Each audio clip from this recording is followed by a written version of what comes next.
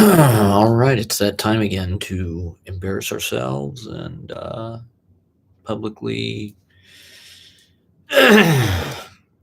expose too much of our inner life on the internet here. What the hell? I'm committed. I've come this far. We got to keep the magic alive here.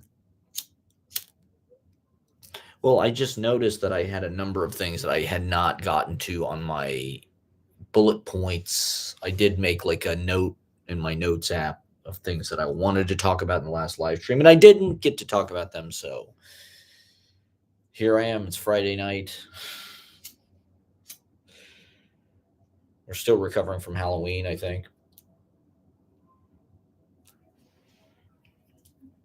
I've actually got another video playing right now. The premiere of I had a two-part, this has been a two-part special event. I'm kind of backlogged on my vlogs. I haven't vlogged since August, if you can believe it. So I had an hour and 45 minutes of material. So yesterday I went and I edited my new vlogs, bounced them. I thought I like having super long vlogs. I like having vlogs that are like 2-3 hours long. But it just seemed like it kind of split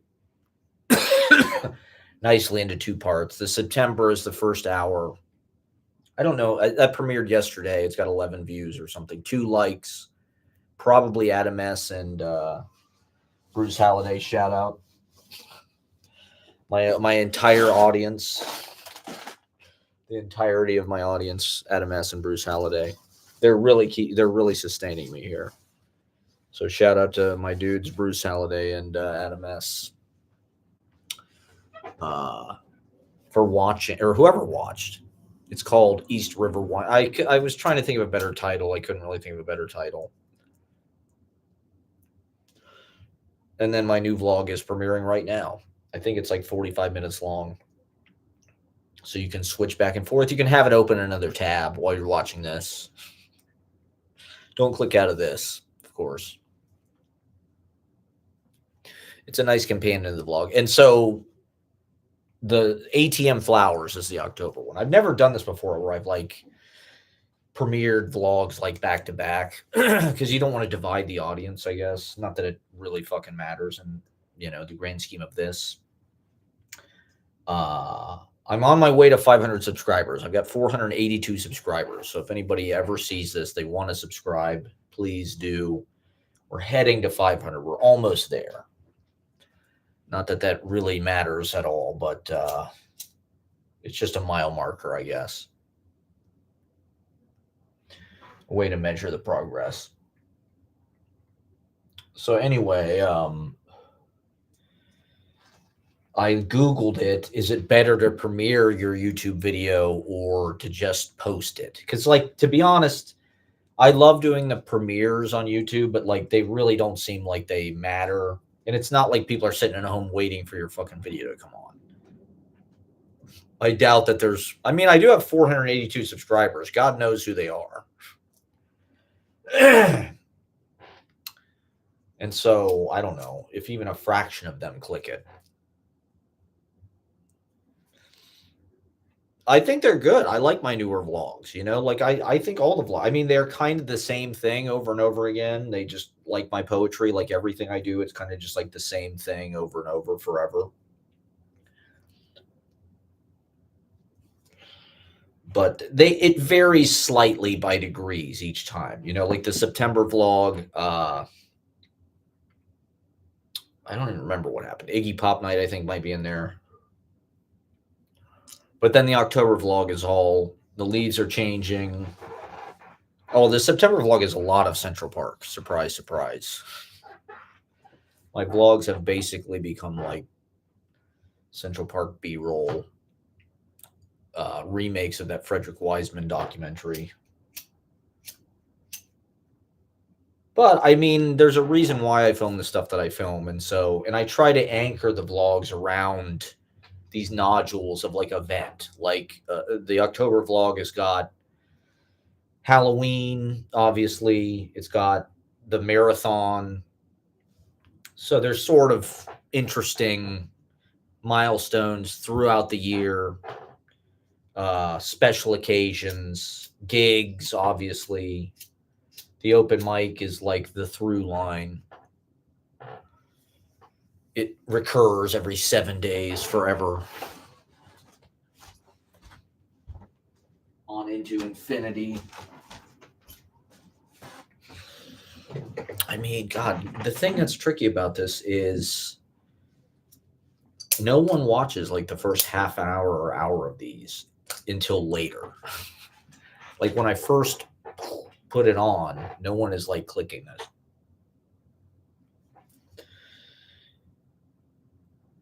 And so it takes an hour for anybody to even really show up. And then I'm done by 2 or 3 hours. Do people go back and watch it later? Like not a lot. I might have a handful of people that like want to catch up on my live streams. They're so lit. Have I fallen off the face of the earth? I don't know. Do people even remember me anymore? I don't know. Have I managed to just like completely put the brakes on my life and career? The Mamdani win is hopeful, man. I'm very excited about that. I don't want to change the subject though. What was I'm talking about my vlogs. So yeah, watch my new vlogs, part 1 and 2, the latest chapters, September and October. I don't remember if anything too exciting happens. There's a lot of poems in it. You know, I've been recording these short poems for TikTok, and then I put them on YouTube. They were doing pretty good on YouTube Shorts. I think YouTube Shorts is like now's the time to get on YouTube Shorts. Instagram Reels kind of over. TikTok, it's not that. Now there's more people on TikTok, whereas like YouTube Shorts, a couple of my poems got like 1,400 views. I got some likes, and they were regularly getting like 300-400 views or more. So it's like, fuck, why not? Why not post some fucking poems? I got them. They're all in my notebook. I'm not doing any real IRL poetry readings. So I want to stay, you know, kind of active. I want the work to be out there. And I don't know, it is kind of perfect for, you know, like it's a way to get poetry into people's lives. You pick up your phone, you open the YouTube app, bam, maybe there's a little, you know, poem that suddenly pops into your day. I mean, on TikTok, they're not super popular. I get about 100 views and maybe 1 or 2 likes, average speaking. Some of them get a few likes, but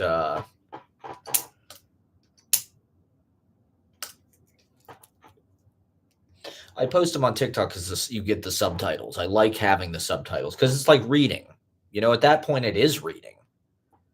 I don't think, you know, people are still reading. It's just they read on their phones. People are texting. They're reading articles. They're reading status updates. They're reading Instagram captions. They're reading the subtitles of fucking Netflix fucking. We started to watch 30 Rock. Actually, didn't really like it. I was curious about it because when I first moved to New York, they said that the number one thing on people's OkCupid profiles was 30 Rock. And so I don't know. I've just been I heard Tina Fey or somebody say that they wanted it to be like Airplane or like a Mel Brooks movie where it was just like a lot of jokes. And they wanted it to be like a live action cartoon. And I thought, oh, that's kind of cool, actually. I like that they did that. You know, when 30 Rock was on, I didn't necessarily think it was like, you know, it's not the Larry Sanders Show. But now it's sort of like, okay, this is like comfort food. Like it's not super demanding, but it's just smart enough. You know, like it's smart, but it's really boiled down to like some pretty simple strokes. And it's sort of about white feminism, I think. It's sort of like insight into what girl boss, Tina Fey, Bossy Pants, right? That book was huge in the early 2010s. Her and Amy Poehler's book, Yes Please. But Bossy Pants was like Born Standing Up. I mean, Bossy Pants was like fucking everybody was. That's one reason why the improv culture exploded, because of Amy Poehler and Tina Fey. They had been at UCB and Chicago. They studied with Del Close and shit. Second City. And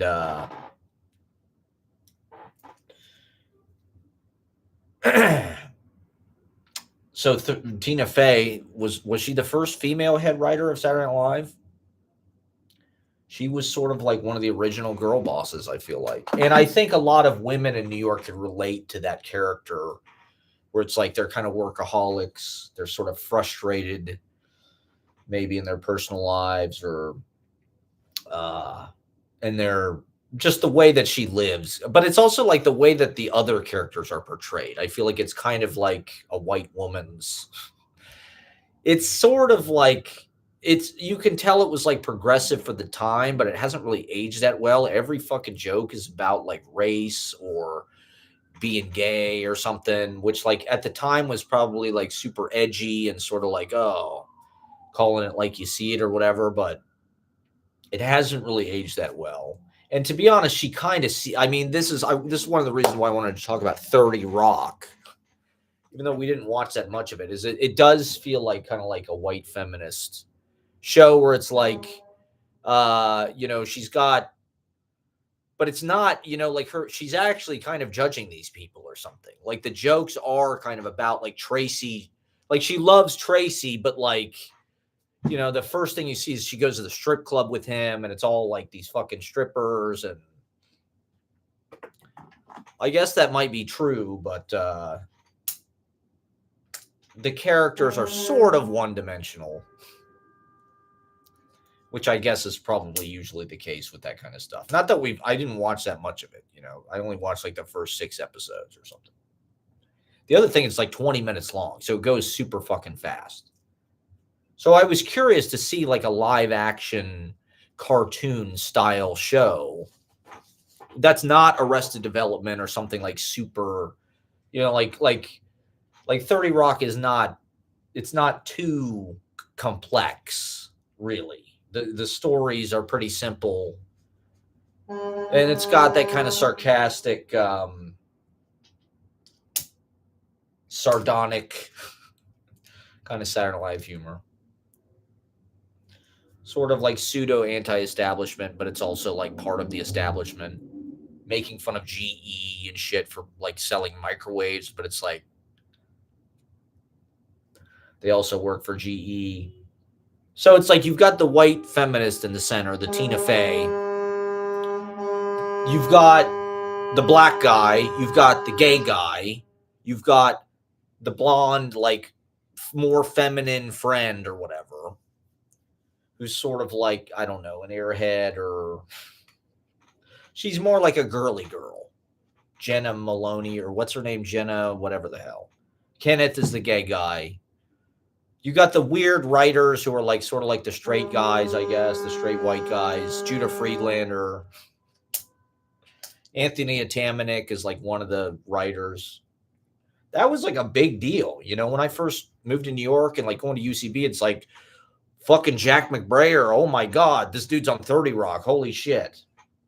Donald Glover had gotten a job writing on 30 Rock when he was like an RA at NYU. I heard people, this guy I worked on a cooking show with started this comedy troupe at NYU, Hammer Cats. And he said Donald Glover auditioned, and he was like, he said he was incredible even then. You could tell he was like going to be famous. So maybe some people just have it. But in any case, Donald Glover was like a fucking RA at NYU, like probably doing UCB improv classes and shit. And he wrote a spec script for The Simpsons about Homer suing Hall & Oates or something. So Hall & Oates like suing Homer because he downloaded their music on Napster. It sounded pretty smart, really. That was like a murmur in the air when I first moved to New York. It's like, whoa, these guys work for 30 Rock. This guy's a writer for 30 Rock. Watching it now, it's like, this show's all right. It's pretty good, but it's like, it's not the fucking Sopranos or something. It's not like some mind blowing. It's okay. It's pretty funny. It's sort of insightful. Donaghy is like the alpha male. He's like Mr. Big. He's like the real man. He's daddy. He's the one that, like, him and Liz kind of are locked in this kind of like, it's sort of a love affair. It's sort of a screwball, opposites attract, his girl Friday type shit. And at the time, Baldwin's career was not, now he's sort of back, or he's sort of like achieved this kind of imminent. I mean, even though he did kill somebody, I guess Baldwin has managed to like become, I don't know, part of the firmament or something. I don't know. Whereas like in 2006, when that show came on, it was not really glamorous to be on a fucking like sitcom, which is what it is essentially. It's just sort of shot more like Sports Night or something. Shout out to Sports Night. Who watched Sports Night out there? Huh? The original Aaron Sorkin. Oh, I watched all of fucking Sports Night on DVD, all right? So I do it again. I feel like I've kind of regressed to like my like earlier life, where it's like all I did was watch fucking DVDs, and like I was sort of afraid of the world. I didn't really know how to like really carpe diem and shit. And so the way I'm living right now, it's not really anything like unfamiliar to me, but in a certain way, I feel like I'm trying to like re-educate myself in like visual, like I'm studying all this shit. I'm just trying to, like, I really didn't watch movies for like for the 2010s. It's like I wasn't sitting at home watching fucking movies. I was like out, fucking at open mics or at Freddy's or something. So I'm like, I don't know. I feel like I'm like trying to like catch up and like see all the shit I never saw or something. Not that I want to do that. It's just like, it just sort of happened that way.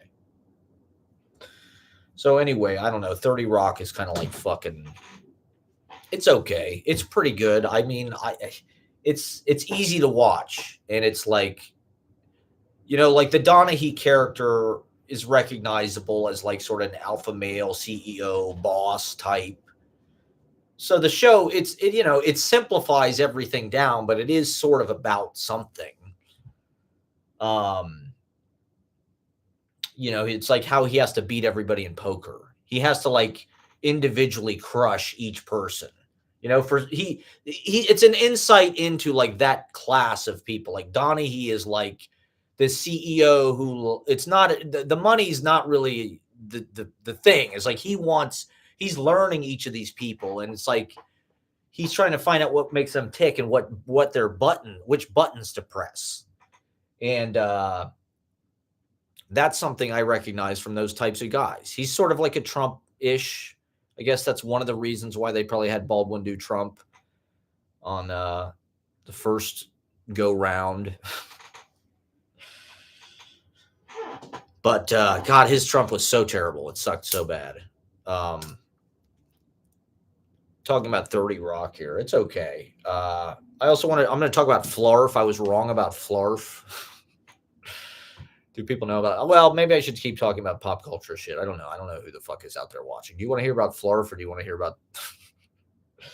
We're just going to play jazz here. We're just going to freestyle. We're going to freestyle here. I mean, I don't know. I'm just trying to find any kind of comedy. Like, Ashley seems to like light comedy shit. She likes any Paul Rudd movie. So I just am thrown, like, we were going to watch How I Met Your Mother. But I'm like, I can't do that again. I cannot waste any more of my life watching How I Met Your Goddamn Mother. I'm too fucking blind. And so I'm like, let's try 30 Rock. Let's see how that goes. I think it's a little too like, it's too, I don't know. It's like, it's too mom, I think, to somebody like probably Ashley's age. It's like the jokes are kind of old fashioned at this point. It feels it's a boomer, as a Gen X. It's somewhere kind of in that area. Whereas like How I Met Your Mother sort of has a modern sensibility where it's like it's more kind of like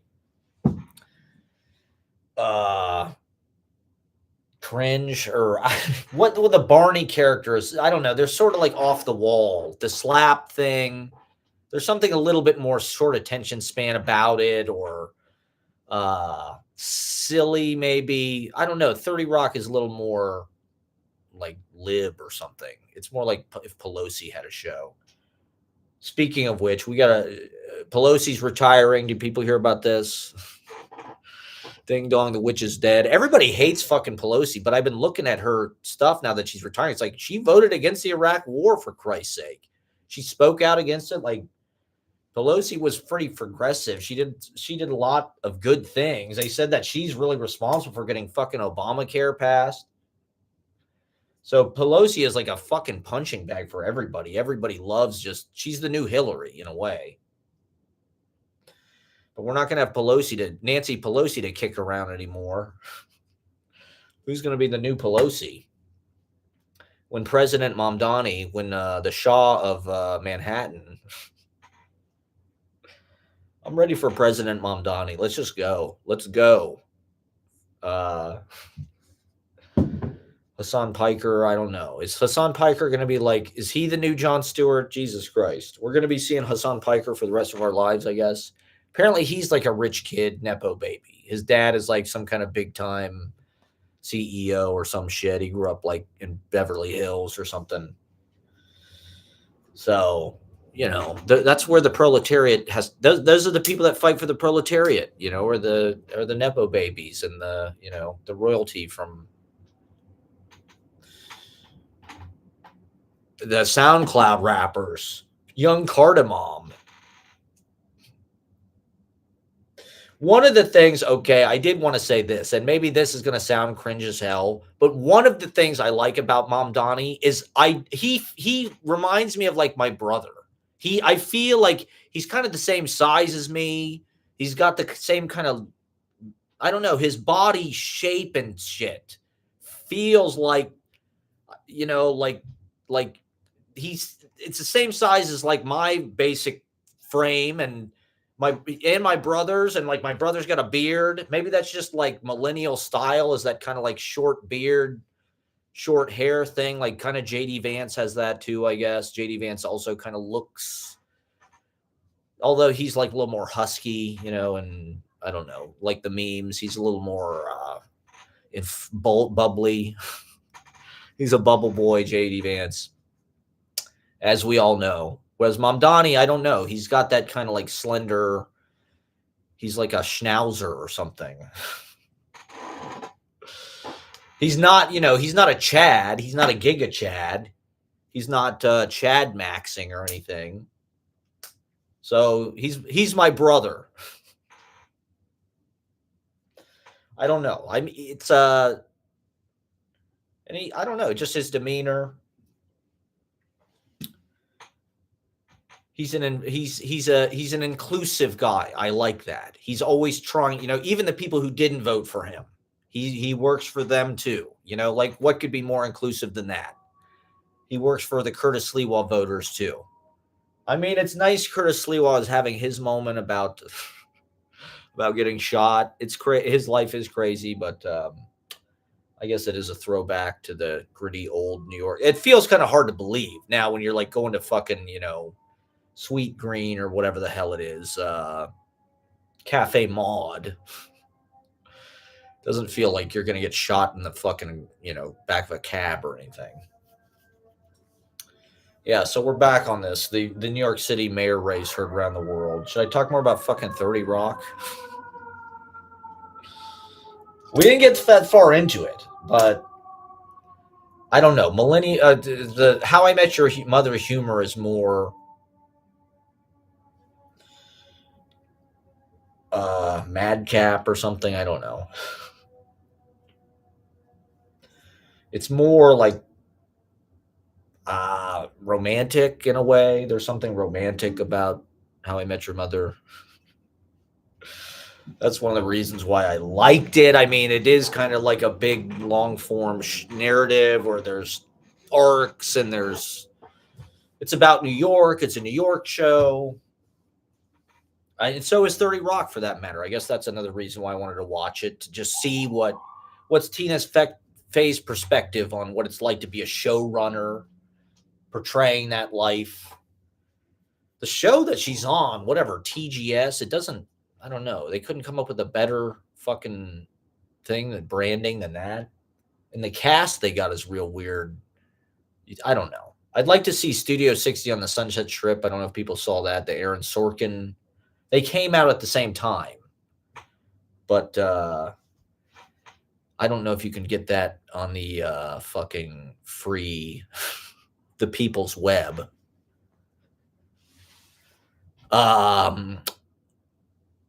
Yeah, so I wanted to talk about flarf as well. This is for my real poetry. I was wrong about flarf, okay? Well, the flarf is less, well, I was because I googled flarf after I talked about it on the stream, and my conception of flarf was it was more like cut up and more like kind of like bit crushing glitch art, which it really is not. Flarf, as far as I can tell, the idea behind flarf was it's sort of like AI almost, where it's like they're basically copying and pasting shit from the internet. And the idea, I guess, was to write like the worst poems you can think of, or write like poems that like you wouldn't write. Like that's what flarf is. It's like I'm gonna write like the worst idea for a poem I can think of, and I'm gonna Google it, and I'm gonna copy and this was like the 2000s or whatever, maybe even the late 90s. So at that time, I guess copying and pasting shit off the internet was like, wow, it's real groundbreaking shit here. So it's way more cohesive, and it's more just like kind of bad poetry, to be honest. It just sounds like something you'd read on some shitty poetry website or something, some fucking like message board, like there used to be more poetry websites where you would like have a profile and you like post poems and there'd be other poets posting shit. What the fuck was that called? There was a whole, I still get emails. Like it was sort of like a live journal almost, but it was like for poetry. I still get emails from these people, I'm pretty sure. But, the caliber of poetry on something like that was like real flarfy. And so I was wrong about flarf. I was reading Kenny G. He had some intro to this fucking poetry magazine issue about flarf. And he talked about the fragment is dead. The fragment was sort of what the 20th century was about. Flarf is not a bunch of fragments. Flarf is like composing something, giving something like a cohesive, even maybe like linear narrative, but you're sort of just like drawing from fucking internet sources or like web texts, which is sort of what AI does in a way. I would say it's like it's harvesting the internet, it's scanning the internet, it's scouring the internet, and then it's sort of trying to like copy and paste some shit or remix or reboot or shuffle it around into some kind of new fucking convincing thing. But it's the AI voice has gotten way more cohesive and coherent and like literate. Like, not that AI is like necessarily great art. I don't think AI has made anything even really. I mean, the thing that's interesting about AI slop is it's like so hideously grotesque. It's not necessarily like I was just seeing something, it was AI like was writing like a hymn, and it was just like it had no soul, it had no sense of like why the notes were doing what they were doing, like. But with writing, I think it's able to like synthesize kind of a grammatical surface that's smooth and pretty much correct at this point. Whereas like 10 years ago, it was way more fragmented. It was way more kind of like devilish and demonic, and it was almost like speaking in tongues. And so I don't know. I mean, let me get my book real fast.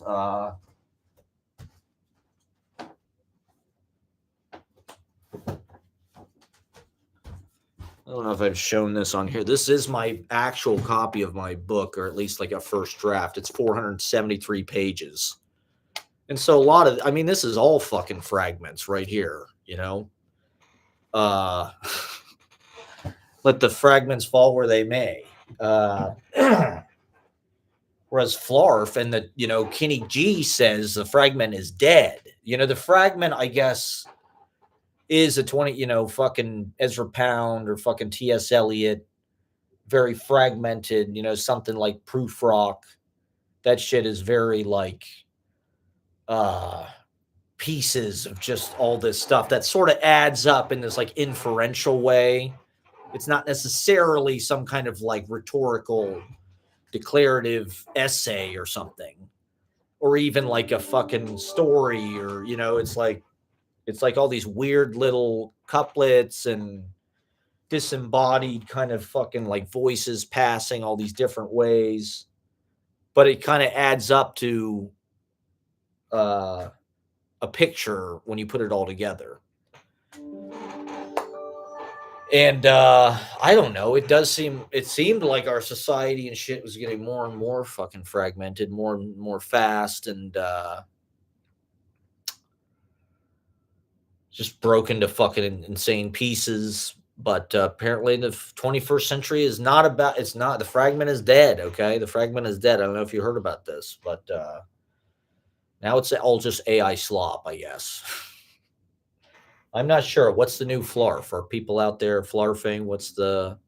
I guess it's dumb AI shit, probably, but uh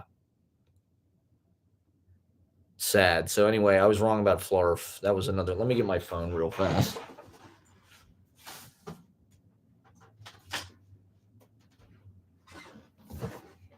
All right, Bruce Halliday just watched. All right, let's see. Okay, I did talk about. Oh yeah, this is something that this is like maybe a profound idea that most people have when they're like 12 years old or the first time they do shrooms or something. But it just occurred to me the other day. Uh, Unlike like time, where it's like it's 11, it's 8 p.m. here in California, it's 5 p.m. in Paris, it's 2 a.m. Or even like season, right? Like season, like in the United States, like it's winter, but like fucking in the southern hemisphere, it's like summer, right? So it's like they're having a completely different experience than we are, right? It might be night here, it's day somewhere else. Whereas, like, there's sort of like dislocated meanings of time depending on where you're at, right? Like, it's summer in Australia, it's winter, it's cold, it's the light in sooner up here. So we're having a totally different experience than they're having right now for like months and months and months. Whereas everyone more or less is having like Friday night at the same time. Like the whole world is sort of going through like a Friday night like party experience at the same time, where it's like it's not Friday night in New York City and like Monday night in fucking London. There's never that much, like it's Monday. I mean, it might be it might be Saturday or it might be Thursday in a different place, but like we're all, it's almost like a chain that we're all going through these different, because the parts, at least the social patterning in my life, I guess everybody's different, but like these days have certain meanings, right? Like Monday, oh, it's the beginning of the work week. It has this kind of like intonation in our society. It's gray, it's heavy. Monday is like this fucking tombstone of just like, oh, this sucks. It's the worst day of the week. Friday night, Saturday night, these are like, happy, fun, party, off work, probably, unless you're in the service industry or something. It's almost like a holiday every week, right? So it's kind of interesting. I don't know. That was just a high thought I had. We're all having Friday night almost at the same time. It's kind of exciting. Everyone in the world is going to go out tonight.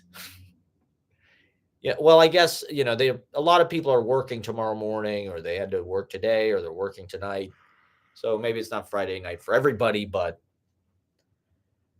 it's not Friday night here, and like, well, I guess it might be Sunday morning someplace. Is it Sunday morning anywhere yet? Is there that many time zones? I don't think it's Sunday morning yet. What's the furthest amount of time in either direction that it is right now? Like, what's the earliest it is on planet Earth right now? Where is it the earliest? Probably what, like Hawaii or somewhere near the international date line? Or that's the latest, I guess. The earliest would be like on the other side, like fucking Guam or something. I don't know. So I don't know.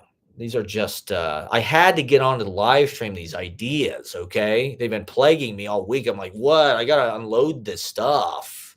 These thoughts are too important. It's Friday night everywhere at the same fucking time. Sort of. I mean, it's Saturday morning in a lot of places right now. But that's not that, it was just Friday night there. I've always liked Thursdays. Thursdays, I've always been kind of. I think Thursday might be my favorite day, actually. Thursdays for the real party people, because it's like we can't wait to the weekend. We party every fucking Thursday. I love a fucking Thursday. I mean, there's too much pressure on Friday and Saturday. Friday, you partied so hard on Thursday, you can't really party Friday. And then Saturday, it's like everybody's out. It's kind of too much. You get lost in the shuffle and the fray. Oh, God. All right, let me check my fucking notes app for more diamond. These are $1 million insights. Thank you guys for watching. Thanks for watching my vlogs. It's Saturday everywhere in the world at once. It's not like one place it's Tuesday and others it's Friday. Like it can be summer in Australia and winter here. That's basically what I said. I was wrong about flarf. I said that. Oh, geez. I keep hearing Hotel California. Oh, my God. There was this Eagles fucking doc that I've been watching on TikTok. It's fucking hilarious, man. Glenn Fry's talking about how he's going to kill this guy on stage, Don Felder or something. He's like, I'm going to fucking kill you, man. It's like, wow. This is like every band I've ever been in. This is awesome. This is performance art. This is like the best part. This is probably the best thing the Eagles ever did. This tape where Glenn Fry tells him he's going to kick his ass is like, this is the best. I mean, I don't know. The Eagles, they're kind of too good or something. I don't know. I'm surprised that I never got into them because it is kind of like one of these things that's just like so ironic to like the Eagles. Jesus Christ. Don Henley, Glenn Fry, Joe Walsh. They wanted Joe Walsh in the band because they wanted a more rocky element. They thought they were too pure. They kicked this guy out of their band who like played the mandolin and shit because he was like too into bluegrass. They wanted that special Joe Walsh something. They wanted that Joe Walsh stank on it, and they got it. I mean, I don't know. I'm not that into the Eagles, but I keep hearing Hotel California every fuck. I mean, maybe that's just what it is to be alive, I guess, as a human being now. Hotel California has this weird, eerie, spectral like it's like a dirge. It's like you're riding a donkey through, to this like mission. Maybe it's a mirage. Maybe you'll die, maybe you'll never leave. Like they say in the song, you can never leave. That beat. Who the fuck would have ever guessed that was going to be like one of the biggest goddamn songs? This guy across the street, there's a guy, I hope he doesn't do it this weekend, but sometimes on like Saturdays, He's got a big fucking speaker and he just blasts. He's really into music from like 1973 or something. Like he really loves that song Rock the Boat, get on with your bad self. And so he plays Hotel California like multiple times every week. And it's so loud. And we're just, you're in bed. It's like, did it.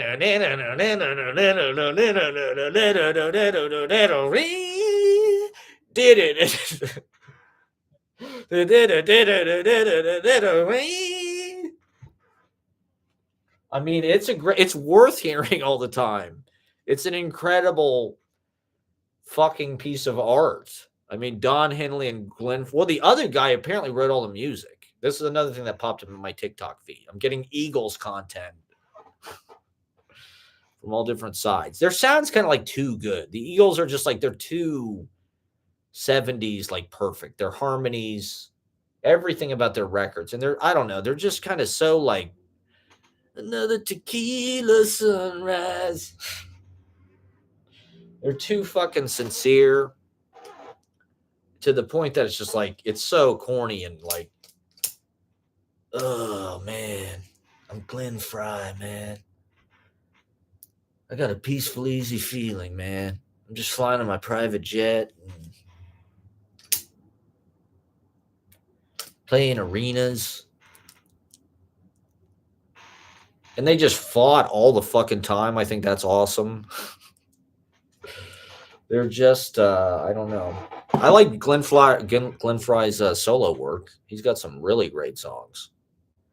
That song about In the City or whatever his song about the city is, fucking amazing. That's one of the greatest songs ever. Fucking, that's better than a lot of the. I mean, I do like some Eagles songs. Bob likes the Eagles. Bob is like really outspoken about how much he loves the Eagles.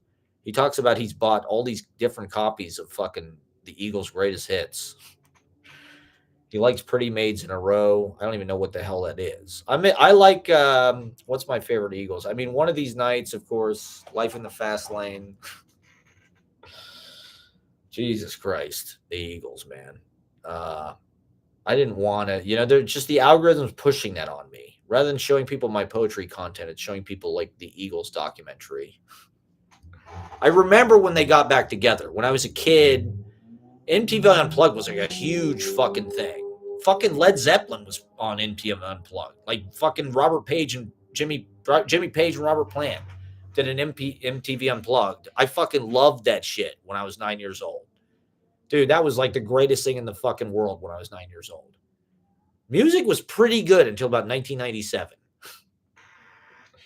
And then the shit just went way, way south, way fast. But Unplugged did tons and tons and tons of fucking pretty amazing shows. And the Eagles got back together. I don't know. Was that an Unplugged? It was Hell Freezes Over.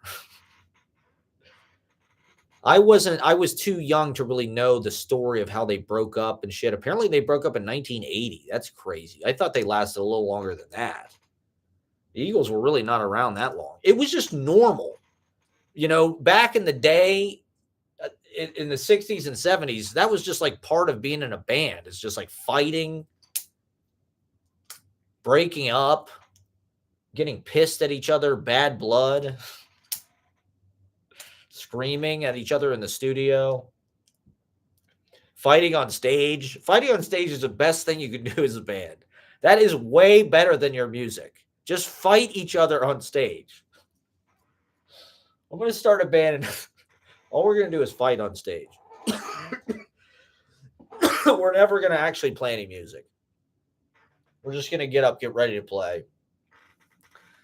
My brother and I almost got into fights on stage a few times, I think. And there was always, I don't know, I had the wrong role models for what music was like. It really shouldn't be about fighting. That's not really what makes great music, actually. I didn't know that when I was younger. I thought the fighting was like, that was like what made it real, or I don't know. It was also just like, you had ideas and you didn't really know how else to force people to to perform them. We were learning as we went, like with everything, and it was just you just have to keep doing it. That's what I realize now. It's just like you can't tap out. You can't be like, you know what, fuck this, I quit. You have to just stay in it, stay doing it, and the egos and the Eagles. They should have just called themselves the Egos. I mean, who had bigger egos than fucking Don Henley? You know, he just looks like a human ego. If I had to picture like what an ego was as a human being, it would like definitely look and act like Don Henley for sure. He said shit about this is a dictatorship. This band is a benevolent dictatorship. And the Eagles have like fired people. They're like, fuck you. We're getting Joe Walsh. We're ruthless. We're the fucking Eagles. The greatest band of all time. The highest selling band of all time. Well, that's the other crazy fucking thing about the Eagles is like I think they were like tied with like the Beatles or something for like literally like the number one fucking selling band like ever.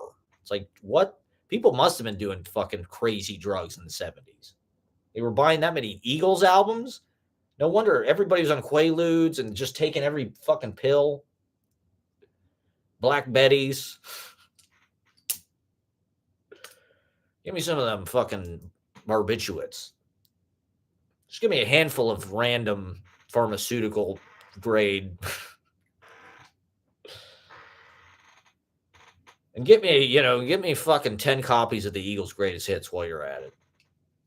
I want to give one to all of my friends.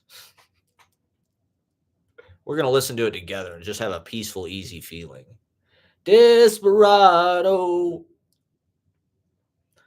I don't know. To me, it's like they have they're like a lot of these bands. They have enough like perfect records. They're like endlessly listenable. Every time you hear it, you're like, fuck, that fucking kicks ass. It's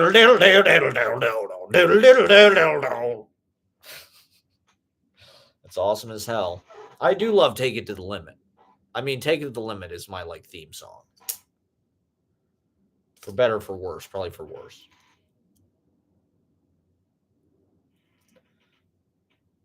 So I've never been like really even like an Eagles fan, I would say. I don't even, I don't have any of their songs like on a playlist very much that I listen to personally, really. Maybe other than Take It to the Limit, I guess. But everywhere, the song Hotel California haunts me. Everywhere I go. I mean, when I was staying in that house in Echo Park, that felt like Hotel California. It felt like I did live in the Hotel California for like a month. And I guess it's more of like a state of mind. The Hotel California, it's a psychic location. You can take it with you anywhere, You always have Hotel California. That song Sweet Virginia is another great song about California. The lyrics are actually kind of similar to Hotel California, I feel like, in Sweet Virginia. Even though the song is totally different. We did Stones Week at open mic, so I haven't really revisited that yet on the live stream. Let's see. Thank you for your wine, California. Thank you for your sweet and bitter. Hotel California, they're talking about the wine, aren't they? Or they say something about, we haven't served that spirit here since 1969. You can feel the ghost of the 60s in Hotel California, a real spooky way. When he says 1969, it just feels so real. Because that song really wasn't even that long after that. I think it was 1976. It's like he talks about 1969 like it's like the 1890s or something. Like it's some ghost fucking pirate ship or something. Like you were fucking, 20, you were 6 years younger. Like give us a break. Thank you for sweet and bitter fruits. Yes, I've got the desert in my toenail and I hid the speed inside my shoe. I love the lyrics to this song. They're kind of like a poem to me. Sweet Virginia. I hid the speed inside my shoe. I guess he's talking about actual speed there. I thought he was talking about, I guess it's a double entendre. He's talking about moving fast, but he's also talking about amphetamines. He hid the speed inside his shoe. So it's another like, I mean, they really lived it, didn't they? The boomers, they really got to live it. They just partied and partied and fucking partied. There were no consequences. There was no fucking AIDS. There was no fucking, social media. Rent was, there was this thing Jackson Brown's talking about. Oh, I moved into the basement. It was only $35 a month. I needed to conserve money. He lived in Echo Park. He's like, I had an apartment in Echo Park for $135 a month. Glenn Fry moved in next door. Like, how often does that happen these days? And then he's like, well, I needed to save money, so I moved in the basement. It was only $35 a month. Like, Jesus Christ. What would the equivalent of that be now? Like a couple $100 to live in Echo Park? I guess it might be possible, but I'm glad at least people are having this fucking conversation now. Like I've been talking about this literally for fucking years. And so, I was also thinking about this. I know this doesn't really matter to anybody, but I remembered in I think it was 2014. I had done these plays at this place, Manhattan Repertory Theater, which was it was on 42nd and 8th Avenue. It was this great, but it was like way up on this office building. It was like, kind of like a black box theater space. It was very like bare bones. It was like you couldn't really, you didn't have much of a set. It was basically like whatever you could pull on stage and get off in like the time it takes to like do a changeover. So it's like you're not going to really have a set, probably. You might have some of those little black box fucking furniture things, theater stand-in furniture, and maybe some costumes and shit. But I did a couple plays there. That's where I did the fucking spring play festival. And I had this opportunity to like perform a couple nights there, but I had this play called The Guff, which is on my blog spot. And so I was trying to do this play there, but I couldn't. It's two actors. It's a father and a son.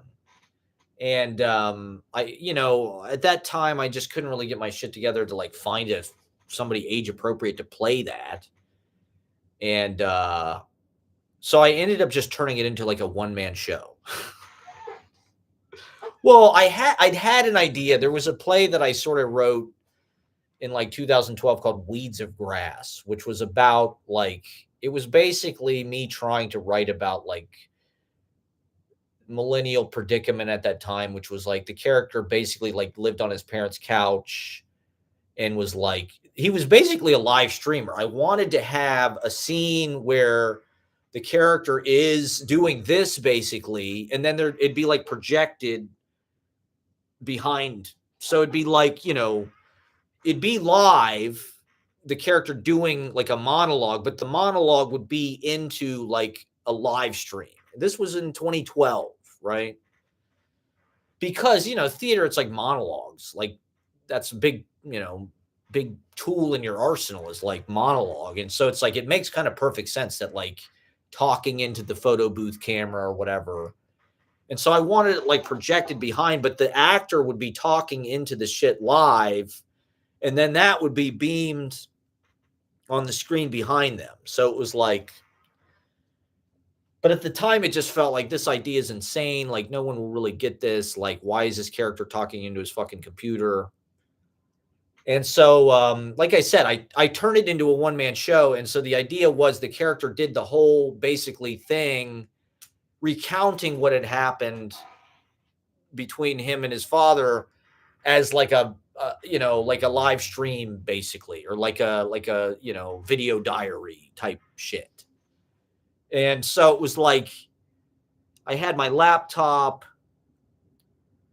and it was a way to cheat because the thing is I couldn't learn all the lines that quickly. So it was like, well, if I have my laptop open, I can just read them off the fucking screen and nobody will notice. Like Marlon Brando. Just put cue cards everywhere. And it's like, I don't know, this Manhattan Repertory Theater, like I said, it's the kind of thing where you just like, I just wanted to throw something on. I had the space. It's like I had a couple nights. It's like to do a 10-minute play. So it's like, let me do something. Let me just try this. Let's see how it goes. And I think the first night I went, I didn't even like rehearse very much. And so the first, like, the dress rehearsal was like real fucking messy. And I remember Ken Wolf, who'd like, dude, I mean, they had some pretty bad theater in there. Like, most of it was like not great, to be honest. And he came up to me afterward and he's like, he said something about like, I wasn't really sure what was, or it's like, you need to kind of pull it together. I was like, God, if this guy think it sucks, then it must be real. Like, I need to figure this out. And so I went home and I think I like rehearsed it and I blocked some shit or something and I maybe changed it a little bit. And then I did it. I did it the 2 nights. I was on stage in my fucking pajamas. I think I wore my pajamas to the fucking theater. Because at that point it was like right around the time Holy Smokes was starting. And it was like when I first started vlogging, it's like when I first really started smoking weed, like a little more. So I was like kind of just like pothead. I was like, oh, this will work. I'll just go on stage and like play myself and, I'll turn into like a monologue and I'll just read it off the computer. Like, yeah, that'll be like realism. That'll be like theatrical. But the whole play is about basically like Israel and the Middle East. I mean, I've written it in like 2010, maybe 2009, 10. And at that point, it was sort of about Iraq. At that point, Iraq and Bush and all that, it was sort of about all that Christian crusade in the Middle East as a way to sort of restore. And so, when I did it, at the time, it just seemed like, what the fuck is this? Like, this is a real weird thing to do. And like, I felt like I was like, really like cutting a lot of corners to just make it work. And the thing with art, you can't really do that. You kind of have to you have to ornament everything. You have to build everything out. Like, there's certain things that you need, But that being said, I don't think it like bombed with the audience. Like, I didn't bomb. At the time, that was like a scary thing for me to do, to go on stage by myself and like, deliver some kind of like dramatic piece of writing or whatever. But I think it went sort of well. I don't know that anybody like loved it or anything per se, but like looking back, I'm like, that was actually, you never know what the fuck is going to be like relevant, or, some things might feel like really irrelevant, even if they really make sense in your head. And it's like, it's worth doing shit that, even if you're just like flying blind and you're like, I don't even know why I'm doing this. At the time, like people were not talking about fucking Israel or like the war in Iraq and shit really that much. That it was still in the background, but it was like, there wasn't as much sort of revisionist, especially from Republicans, about like Iraq was a mistake, as that would come out with Trump. Trump was still a couple years later. And so I just wanted to, I don't know. I was just thinking about that today, and I'm like, that piece at the time, like the people might not have really understood, like, oh, the guy's talking into his, I guess they probably would have got that, but now it's like normal for fucking people to do this, right? It's normal for fucking people to just like yap into their fucking photo booth or whatever, their fucking Twitch stream or their TikTok live, their Instagram live. And So I don't know. I guess the point is just like it's all about just like making things exist. Like people don't always get it. A lot of good things get fucking like misunderstood and like it takes a long like they said when they first showed people Spinal Tap, they were just like nobody understands this. They're like, why are you making this movie about a fake band? Nobody got that it was like a a parody of sorts, or like, uh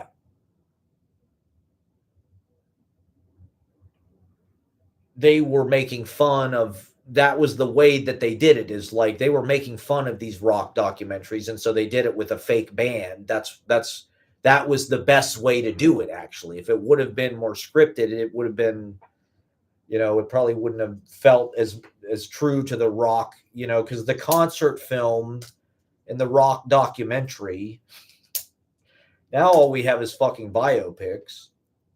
But back in the day, it was all about like, the last fucking waltz or whatever. Quick one while he's away.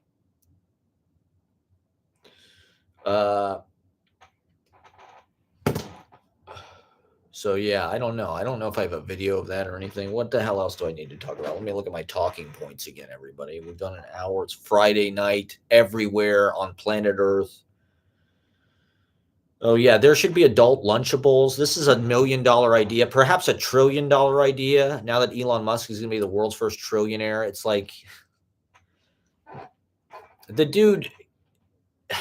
Could you be more antithetical to like the popular narrative? Everyone has sort of getting the message about tax the rich, tax billionaires. That's what the Mamdani thing is about. That's what Bernie is about. It's like the message is getting through. We won.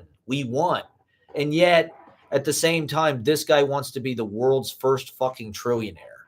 It's like it's so tone deaf, and it's such a like polarity. He's trying to posit the opposite in the fucking news cycle and in our consciousness. Oh, Mamdani won. Well, I'm going to be the first fucking trillionaire. So fuck the fucking socialists. I'm going to get some kind of stock buyback package and all this shit. It's like, I was so glad to not hear about this guy. His name really was not in the news very much recently. We haven't heard, Elon Musk sort of stepped away in disgrace, rightly so, after the whole Doge fucking thing and how he just got his sort of ass handed to him through the fucking public opinion through media. I did get back on Twitter. I finally figured out. I mean, getting back into Twitter was like fucking, it was harder than like getting into a fucking bank account. It's like I had to do all this shit. I had to fucking get all these codes, 7-digit codes, go to my email. I'm so sick of remembering goddamn passwords. It's a bane of my existence. Literally, I can't get anything done because of these fucking passwords. I can never remember any of these passwords. They're always just like slightly different variations of the same thing. And so with Twitter, if you put in too many wrong guesses, you get locked out. So I got locked out a couple times, and it's just like, okay, well, maybe God is trying to tell me something. You don't need to be back on Twitter. It's not good for you. It's not good for your mental health. I thought it would be good. Why not? Like Mamdani's on fucking Twitter. I thought it's like, why not utilize this platform as just another avenue? Like, if it can reach some part of the audience that I'm not reaching through. Well, I guess I don't use Facebook either, but Twitter has writers. The writers are on Twitter. I get on Ashley's Twitter. I'm like, I thought my Twitter was going to be like Ashley's Twitter, but it's not. My Twitter is a bunch of like wrestling. Twitter really wants to show me wrestling videos. So like 90% of everything I see is like Japanese wrestling videos. Tiger Mask. Who was it? Jushin Liger versus Black Tiger Mask. Who's Eddie Guerrero, I guess. And I love it. Don't get me wrong. They use wrestling to just like fuel YouTube and fucking TikTok and fucking Twitter. I think it's like soft propaganda. Wrestling is like conditioning men to be like, I don't know, think violence is cool. It's like the gateway drug to more violence. You start out when you're a kid watching The Undertaker. I've been seeing all these videos of The Undertaker. And The Undertaker is like fucking an icon. He's an artist, par excellence. You really can't do it any better than The Undertaker. So he's worth studying. Like The Undertaker has had as good a career as anybody, really ever. The Undertaker had 30 years of fucking like being a fucking, redwood tree, a load bearing redwood tree, just like holding up the fucking business. The Undertaker is at a lot, he's in a lot of the Undertaker versus Shawn Michaels matches are like insane. The Hell in the Cell, say what you will, the Mick Foley Hell in a Cell, that's one of the most important wrestling. That's one of the most like I'd say that's one of the top matches of all time. The Mick Foley Undertaker Hell in a Cell, like for better or for worse, like that match is one of like the signature matches, I'd say. It's like it's one of the most significant wrestling matches that's ever happened. And you could say that about a bunch of the Undertaker's shit. Maybe I should talk more about the Springsteen biopic. I never really got to get into the Springsteen biopic. I know Bruce Halladay wants to hear about that. Well, I see all this fucking Springsteen content. Now they're trying to turn me onto the Eagles. They know I fall for the Springsteen shit. So they're like, let's try the Eagles. Show him some of this Joe Walsh shit. See how he reacts. See how long he watches it. This is my life, is just watching fucking algorithmically programmed videos now, everybody. And then talking about it with you. What I've learned about the human race from, the fake programming that I'm receiving through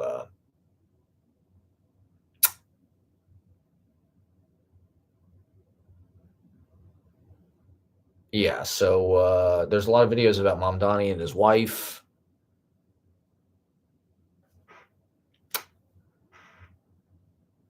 I'm all for it.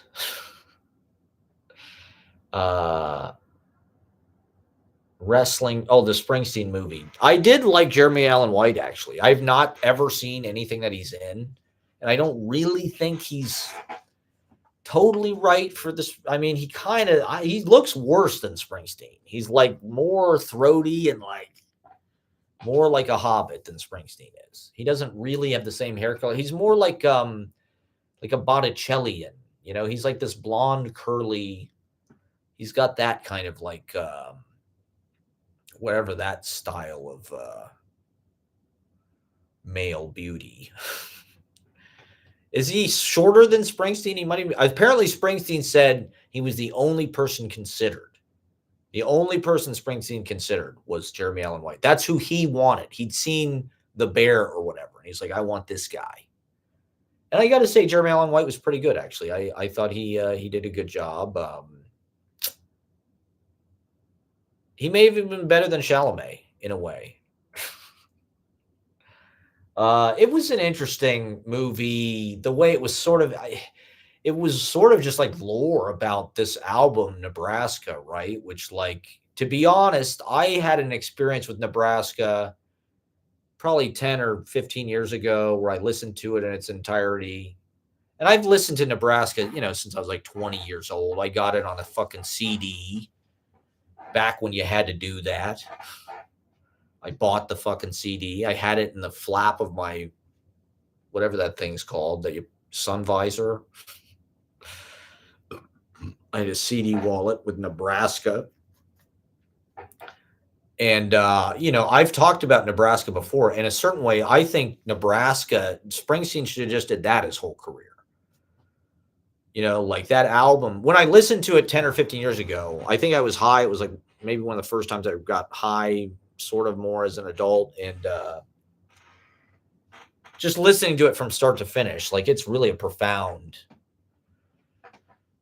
in ways, the other Springsteen music is amazing and profound and really evocative and stuff, but it's almost like this piece of weird outsider art or something. And there's like a solemnness to it.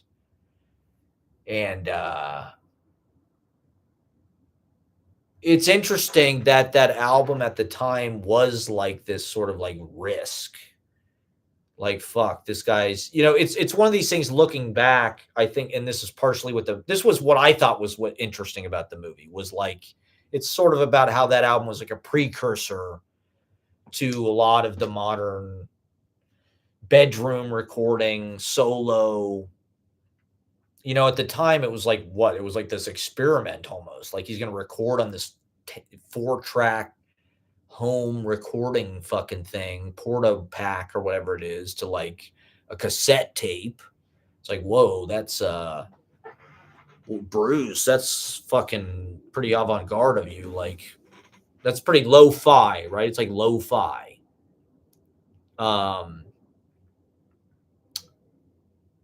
and there's a lot of like demo quality stuff of Springsteen just playing with an acoustic guitar, up tempo stuff like that song "Mr. Outside," or I don't know. Springsteen embraced a lot of that technology of the early '80s in a way that I think has aged like incredibly well. Like all those synthesizers, the sound of "Born in the USA" is just so weird and so different than his previous stuff. I mean, he always used like organs, farfisa type shit. That's what I liked about Springsteen is he embraced that sort of rock and roll organ thing. I loved that. When I was younger, that was like my favorite music was like rock and roll music, organ music, like 96 Tears or Double Shot of My Baby's Love. That song is like the ultimate fucking like farfisa kind of hook. It's just massive. That to me is like the best music ever made. The bass line in that song and that farfisa is just like, how did they even do that? It's so fucking funky and just hooky. And so Springsteen really that Born in the USA album is just sounds like fucking aliens made it or something. It's all these crazy, and he's got a lot of demos that sound like that. It's amazing he was doing that in addition to this like more rock sound, like Cover Me or Downtown Train or things like I'm on Fire. I loved that song in high school. I remember my first girlfriend's dad was like a Springsteen, like real fanatic. He had Bruce legs. He had Bruce legs and shit at his house. I thought that was cool. And at the time it was hard to get that stuff. It was like you had actual CDs and shit. And so I remember driving my car and I'm on Fire came on the radio. And I think I'd heard it. It's like it's one of those songs that like you've definitely heard it, but it can really hit you. And it really hit me. It's like, wow, this song is just so it encapsulates that feeling, that like teenage whatever, longing. And that song, has become even more and more. It's like one of those songs like fucking that's become it's almost like a hit today because it's so popular and so listened to. And it's this weird synth out environment. It's almost like being in some kind of aquarium of like fucking synth. Whereas Nebraska is way different than that. It's this stripped down acoustic, almost like Hank Williams. A lot of the fucking songs on the river are kind of like Nebraska songs, like "Wreck on the Highway" or "Stolen Car." Those songs on the second album, the end of the river. Those could be like Nebraska songs. They're like desolate, like driving alone at night, like through the dark songs. In Nebraska, the whole album just has this kind of eerie night,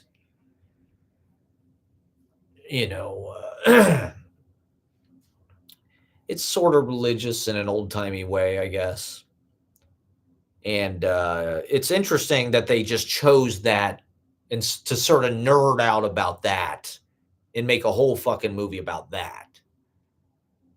I like that as a choice, actually. I like that they didn't try to like tell the whole fucking story. Even though I do think with Bruce Springsteen, it could almost be like a fucking fictional universe. They could make more biopics of, they could do different chapters, they could do like early steel mill days or whatever. Springsteen fascinates me as like a garage band guy. You can tell in like the 60s, he really like just played gigs. He's always played gigs, and he just sort of grew into this crazy like institution where it's like he takes his songbook like very seriously. Um, but I also like that he's just kind of like, it's just ultimately it's just a garage band with like a fucking organ, some guitar guys, and I mean some of the Roy Battan is incredible. He really adds a lot. Uh, he's kind of a necessary ingredient. But and Gary Talent, I think Gary Talent is slept on. Gary Talent, I think, has been there since the beginning. But Jeremy Strong, I thought was fucking.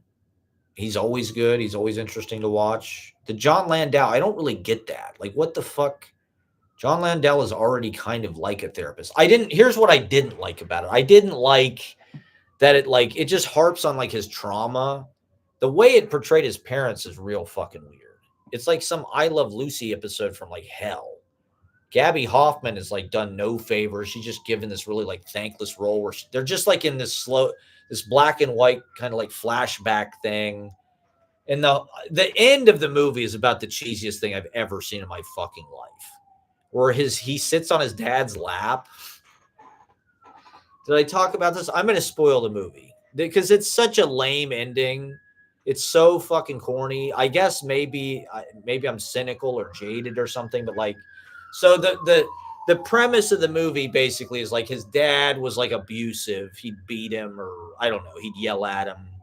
His dad was like a little too like Italian and working class and stern or something. And so like Bruce has all this trauma. He's got depression.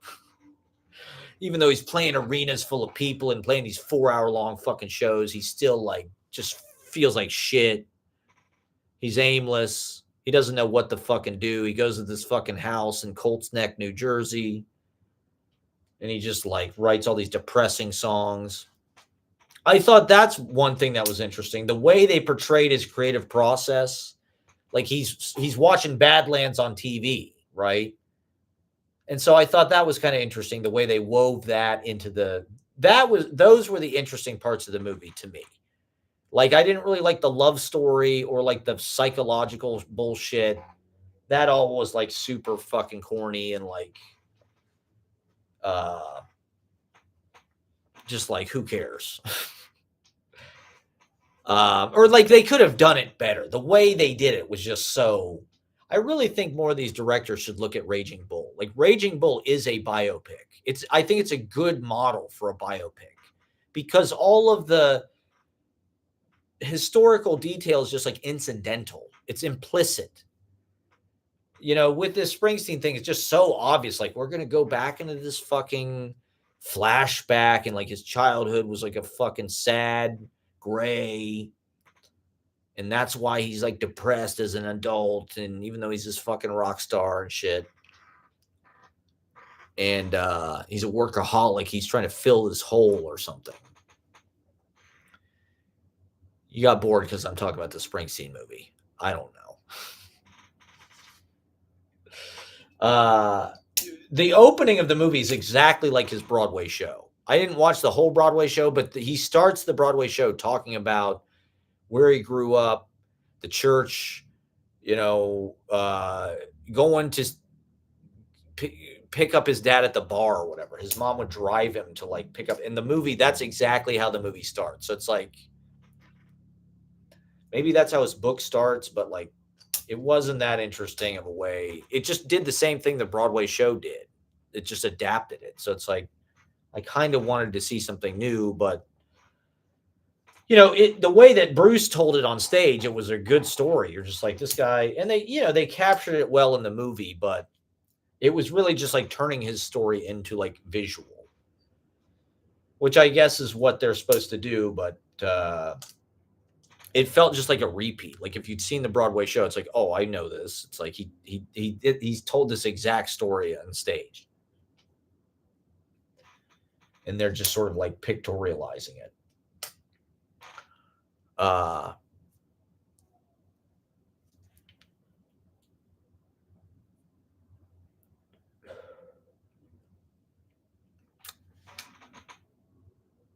and so the end of the fucking movie, spoiler alert, he comes off, he played some monster gig in some fucking arena or some shit. And he comes backstage and his dad, I think they're in LA, right? His parents like moved to California. That's one of the weird things about Springsteen is like his parents moved to California in like the late 60s or like maybe even like the early 70s. But Springsteen, I think, stayed behind in New Jersey in a weird way. And so when he was in LA, his dad came to the show and like kind of surprised him. And his dad is backstage in like, some fucking dressing room or some shit. And he's sitting down and he's like, Bruce, sit on my lap. And Bruce is like, what? Well, that's kind of, well, let's try it. Whatever. I'll try it. Sure. And so the end of the fucking movie is literally Jeremy Strong, like sitting in this guy's, like his dad's lap. And that's like healing. Bruce entered therapy. That's a big part of the movie. It's like he starts going to therapy in LA. He goes and he sees a therapist. It's like, yeah. So the movie's like pro men working on themselves. Don't be sad, boys. Go out and get professional. Get your ass to therapy. Vote for Mamdani.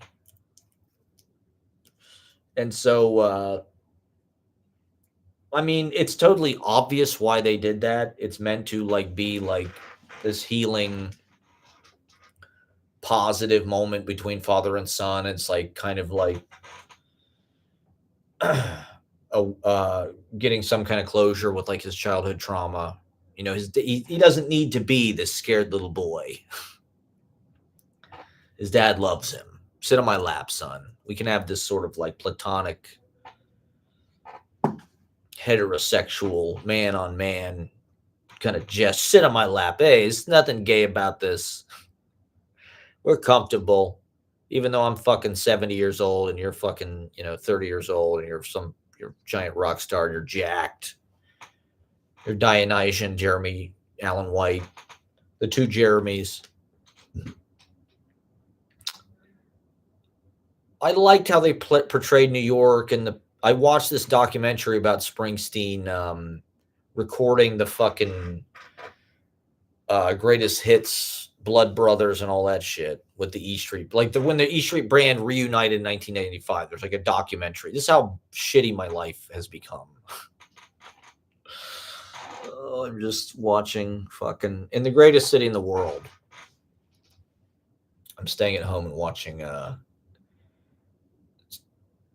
fucking documentaries about Bruce Springsteen in 1995. They're all wearing like this black. Everybody had a goatee and like a shiny black leather, but like I don't know how to describe it. It's like a Men's Warehouse leather jacket.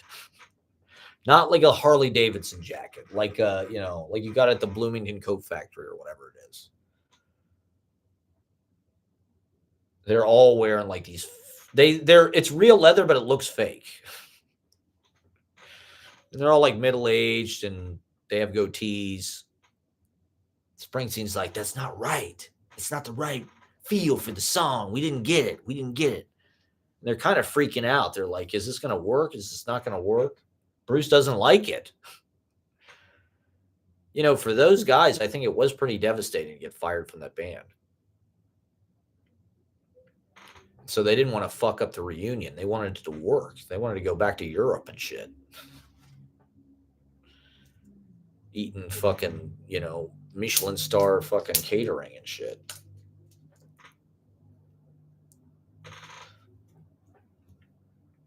Playing arenas. And so you kind of, I don't know, the biopic aspects of it are very like everybody in the E Street Band just looks like, so they just look like movie, and I guess that's the point, but they all just look like fakey movie versions of the real thing. Which I don't know, when casting a biopic, it's tough. That's a tough one to figure out. So, how do you do that and not, or maybe that's just part of the fun is the seeing the kind of like facsimile or like the wax museum version, seeing how they did it. Oh, they got this guy. The E Street Band. Those are not really big characters like Van Zant, Max Weinberg. None of them are really big characters in the movie. They're really they're just in a couple scenes, like in the background and shit.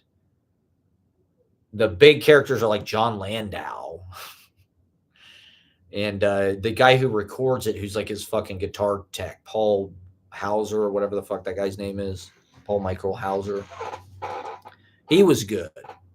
I thought he was good. I don't know. I mean, so it was lumpy. That's my new favorite way to describe things. It was lumpy. I liked about half of it, and I didn't like about half of it. I didn't like about half the choices they made.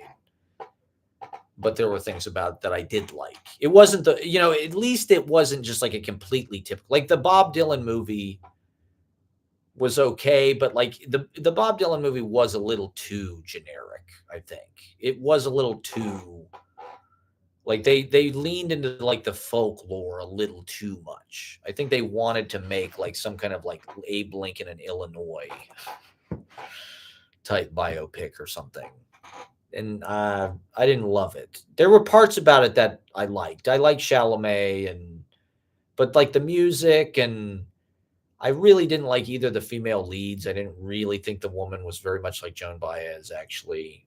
And then the locations and shit were not like this Springsteen movie. I'm pretty sure they went to the actual fucking house. I'm pretty sure they just went to the actual goddamn house where he recorded Nebraska. And it's like a rock star house. It's got a giant fucking glass wall and shit. It's like on a lake.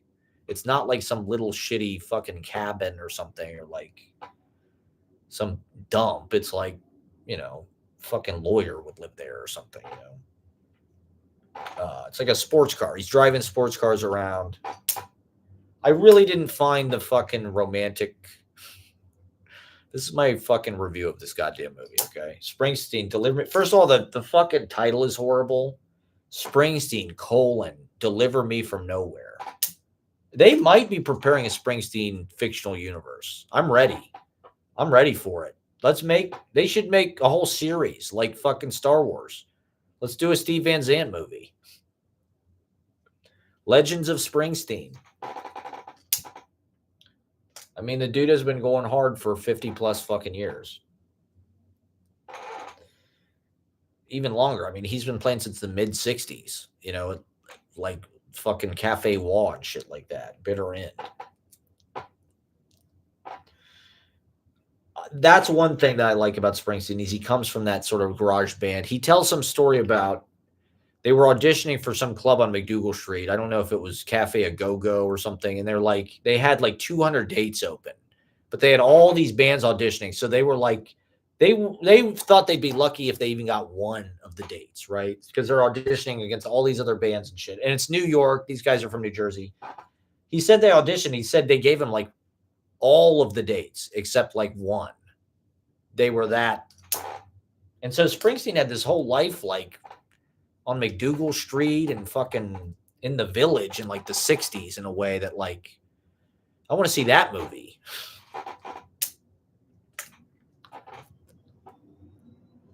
Springsteen in like cover bands, in like 1966. I don't think he really like did drugs or anything. He's not like a druggie. He's like pretty sober, I think.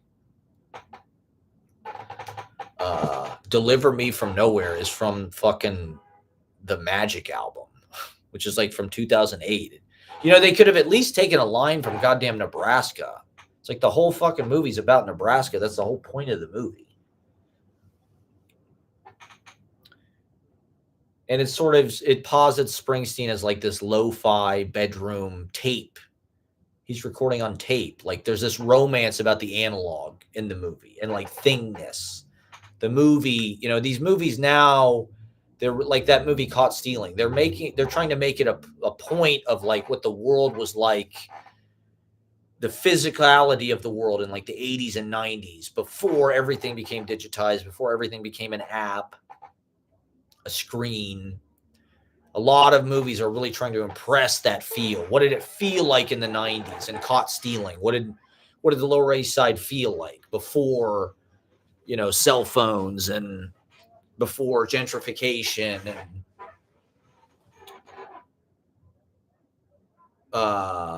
you know, the Springsteen movies about like they're recording on fucking tape, which at the time was like a new thing. That's like this experiment. They don't know if it's going to work. You normally have to go to a recording studio and like you got all these tracks and but it, you know, now it's like he's fucking Mac DeMarco or something. You know, like that McCartney album. You know, like at the time, I think the McCartney 1 and 2 album, which were like solo. He played all the instruments. He recorded on like a multi-track thing by himself in like his fucking bedroom or something. And so it's sort of an amateur lo-fi. It's like looping. Which at the time people were probably like, well, this isn't the fucking Beatles, so this shit sucks. This is like not Eleanor Rigby.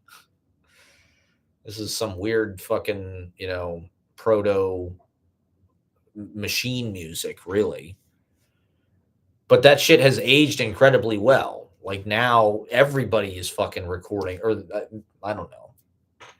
They were. I don't know what the thing is now. I guess it's all AI or something, but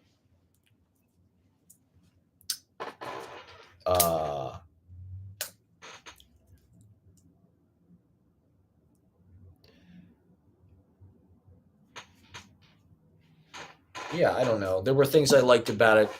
It wasn't as bad maybe as I thought it would be. The love story I just really was not interested in at all. Although all these TikTok videos keep popping up, it's these two chicks reviewing the Springsteen movie, and that's all they're talking about. All they're talking about is the love story. It's a composite of a bunch of different women, and I guess it's sort of about he's not really that nice to them or something. You know, he kind of treats the woman in the movie as sort of like disposable, I guess. He's just sort of toying with her. He's this giant rock star. He takes her to a fucking carousel in Asbury Park. I don't know. It wasn't, I really wasn't paying attention to during those parts. Every movie now, you're sort of half watching it and you're half on your phone. So it's like I kind of embrace that. Like I tried to watch Last of the Mohicans the other day. I don't know if people have seen Last of the Mohicans. It's Michael Mann. And it's Daniel Day-Lewis. So I'm like, and it's, you know, it's something that's, I'd like to see a Michael Mann movie that's not like a cop movie. I'm like, and it's Daniel Day-Lewis. So I'm like, let's see the fucking Michael Mann, Daniel Day-Lewis movie. It's like, it's a literary adaptation. It's a famous story. I don't really know what the story is, but, and maybe I'll learn something. It's historical. I like these historical epics. They're sort of my favorite type of movie, I think. Maybe I'll learn something about America. And I really didn't. I mean, it really is. The movie looks incredible. The cinematography is phenomenal in fucking Last of the Mohicans. I really wasn't paying that much attention to the story. It's kind of like, but there's some gnarly shit in that movie. It looked pretty good. I'd watch it again, but you know, in order to watch these movies, sometimes it's like you just have to put it on. You know, like making yourself pay attention to everything. You don't always have to do that. Sometimes you can just watch, and then the parts that, like, there's this part in Last of the Mohicans where he cuts somebody's heart out. It's like, that's fucking insane. I did not expect to see that. But Michael Mann does other shit too. He's got some other movies. Ali, I haven't seen that yet. Or The Insider was another one. I probably like Last of the Mohicans better than that stuff, I guess. All right, let me see what else is on my list here that I need to talk about. Did I say they should be adult Lunchables yet? Here's $1 million idea. Adult Lunchables. Do you remember Lunchables? Yeah, just make those for adults, okay? Lunchables were probably my favorite food when I was a child. I mean, Lunchables were pretty much the ultimate snack. And it's like a little miniature sandwich, but it's this processed ham. I love the ham and cheese, and it's a little cracker. It's crunchy, it's salty, it's milk, it's dairy. I think they'd probably give you a Capri Sun even. I don't know. It just felt like the branding of it, the packaging of it, the processing. It was like canned ham. It was really like an antipasti. I mean, if you want to be, what are Lunchables but like charcuterie? I mean, essentially, it's just charcuterie. It's an antipasti, and but they brand it's a Lunchable. Dumb American child. Lunchable. What is the portmanteau of that? It's lunch and it's portable, I guess. It's Lunchable.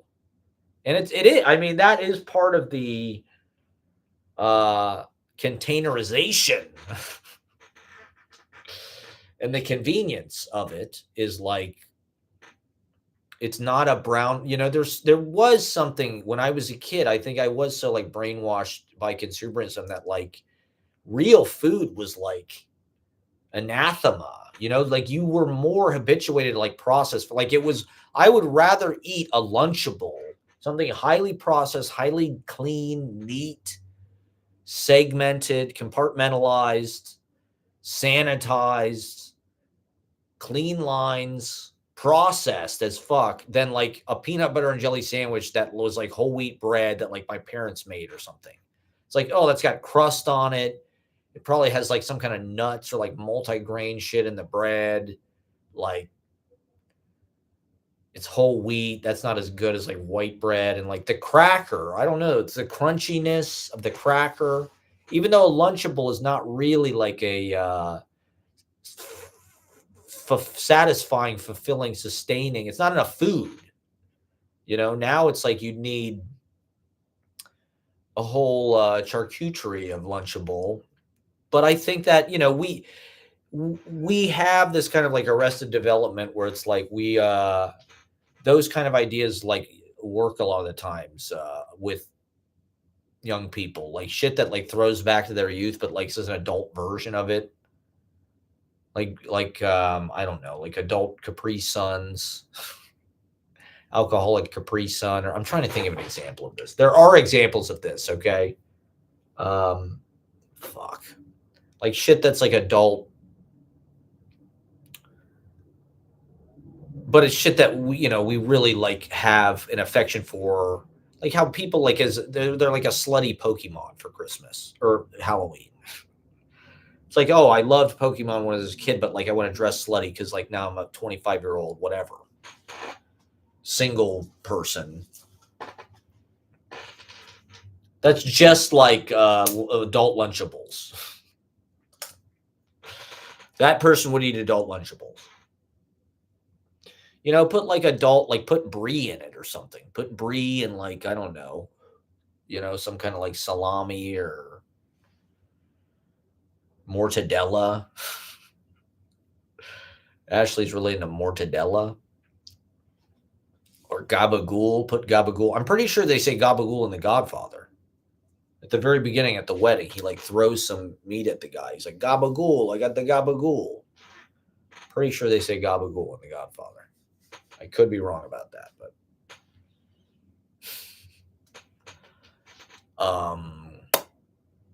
I'm committed to live stream until Ashley comes back, I guess. It's Friday night. What the hell is I think it's kind of nice out, maybe. Maybe I'll go outside for a hot minute. I don't know.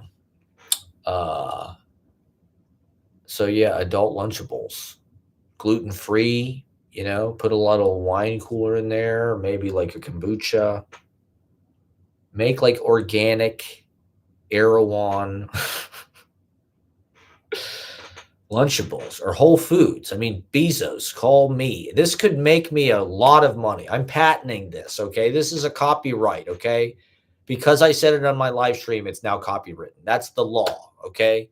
If it happens in a live stream, it's my intellectual property. And so I'm patenting the adult Lunchable. Let's talk. Let's make this. See, I'm an idea man. I can't really make this happen, but you know, the ideas are all there. If I could get some investors, you know, if you're out there, if you're listening, if you want to get in on the ground floor, or like it could be a restaurant, you know, it could be something you serve, you know, like how the sliders, everything's a fucking slider now. It's like, oh, they got chicken sliders. It's like, what? How about just a fucking burger? I don't need a fucking, you know, I saw, oh yeah, what was it? Jumbo sliders. I saw at White Castle, they have jumbo sliders. It's like, so you mean a fucking hamburger, right? Because that's what a jumbo slider would be. It's like a slider is a miniature hamburger, correct? I mean, is that what is it that defines the slider? It's just a smaller hamburger, right? It's less value. We're living in a fucking shrinkage minimalism economy. They're trying to habituate us and sell us a shit sandwich. Oh, it's a slider. It's a chicken slider. It's like, give me a fucking chicken. Give me a club sandwich, cocksucker. I don't want this baby food. I'm a big boy. I can eat human adult. I can eat big boy. I can eat man food. Give me a jumbo slider. What the fuck is a jumbo? How is that different? Is it bigger than a hamburger? Is it somewhere between a slider and a burger?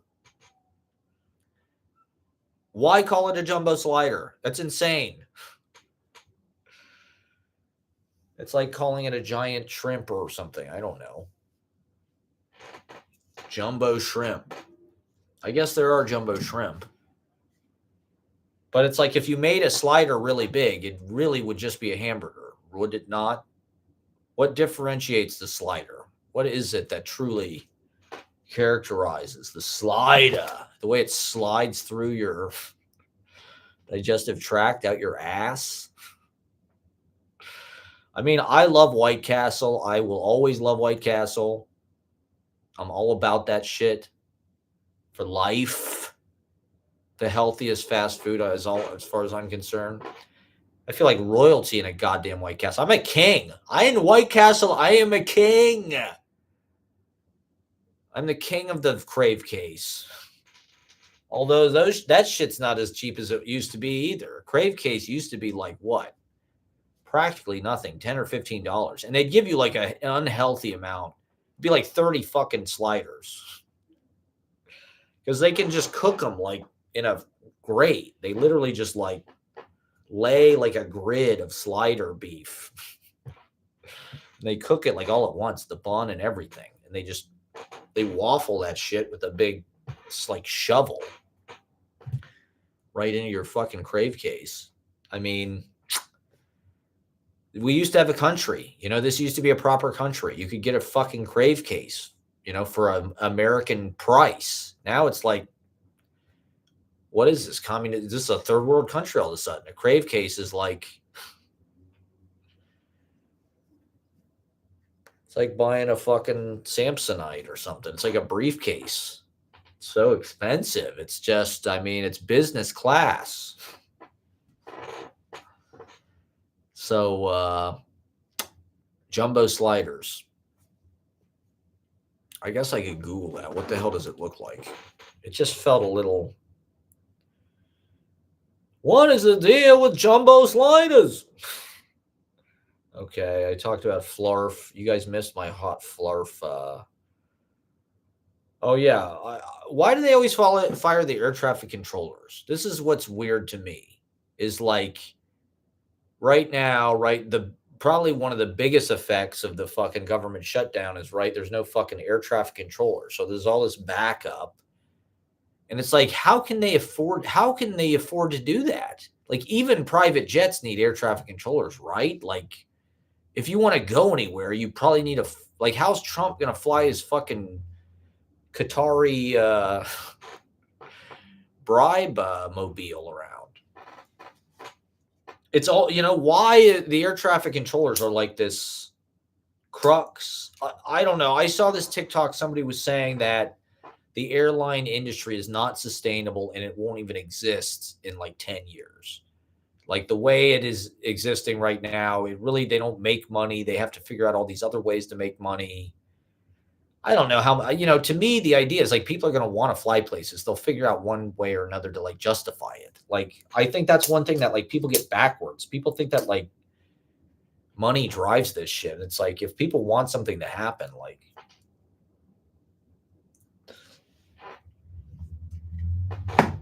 I don't think they're going to, the airline is, I don't know. Like, what?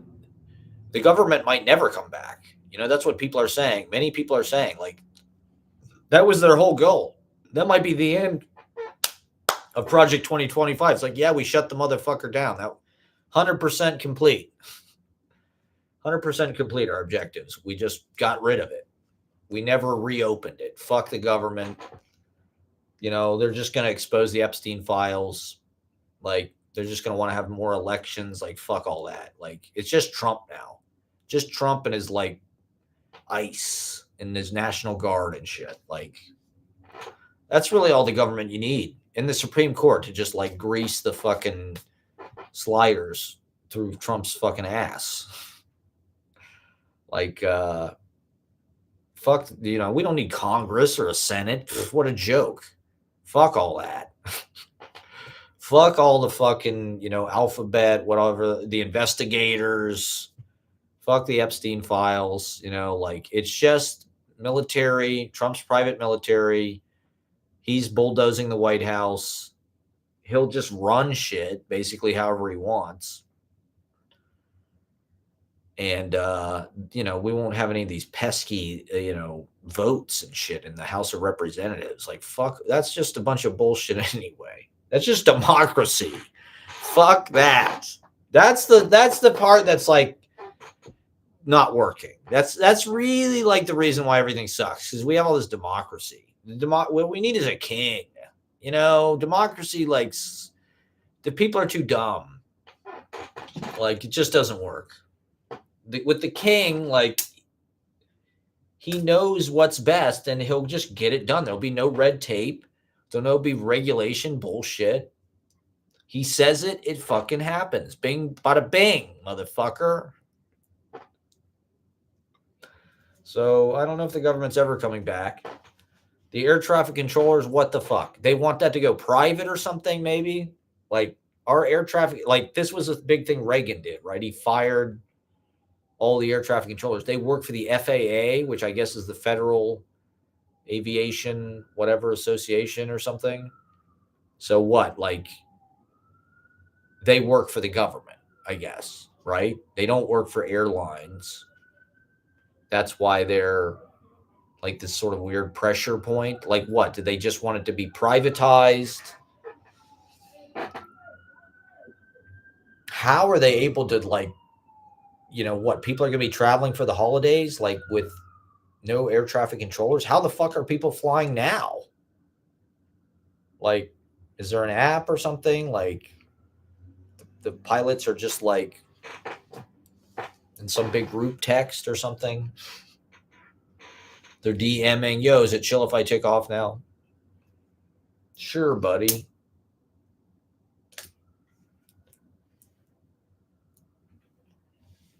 We're all fucked. So I don't know. The air traffic controllers, what the hell is it? That was my point, I guess. People be flying. People love to fly. And it's almost one of those things you take it for granted because it's such a weird thing to just be able to do. It's one of these things that, like, for me personally, particularly with like the environmental impact, I sort of resent people that just like fly everywhere, fly all over the world, are always buying airline tickets, flying places. Not even people on private jets. I mean, especially them too, but like, just people that fly in general. It's like, this is not good for the environment. Like, I don't know. It's too convenient. It's too easy. It's too, I don't know. But it costs money. And so it's like, it's not really for everybody. It is sort of, I mean, it's literally a class thing. I'd say it's probably one of the most obvious places where like you're confronted literally with like class distinctions, like people are in first class or business class or coach. I mean, I saw a TikTok, somebody was like, I make my kids fly first class to teach them character, to show them, what it's like to like, it's like, I've never flown first class. I don't think most people have. The idea that like people have private jets where they can just like forego the whole boarding process and uh human corral of fucking air travel. I mean, it's like the Titanic or something, like where else do you have literal, like, you know, location distinctions? Oh, you're coach, you got to be back there. There's more of you, there's less room, everybody's stacked. You're closer together. You have less space to yourself.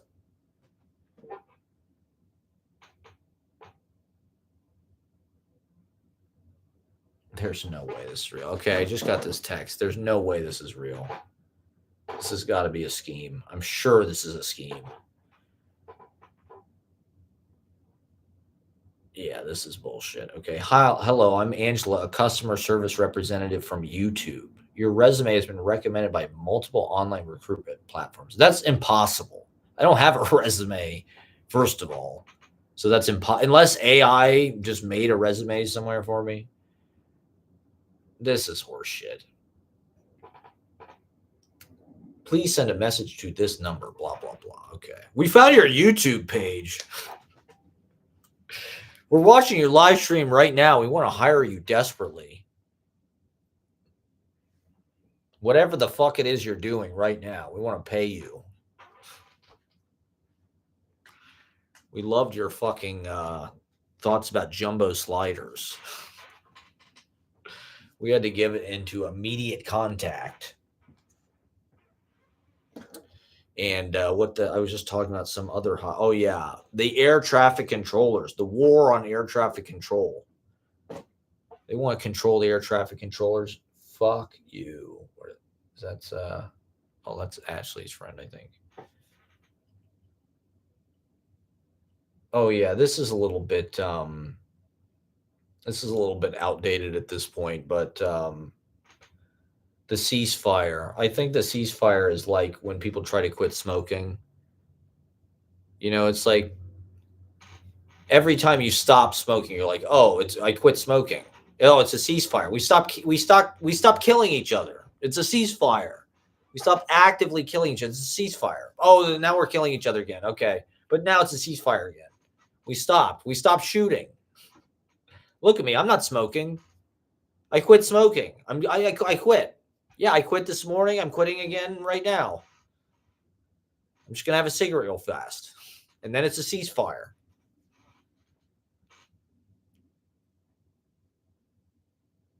Ceasefire, it's, it's on again, off again.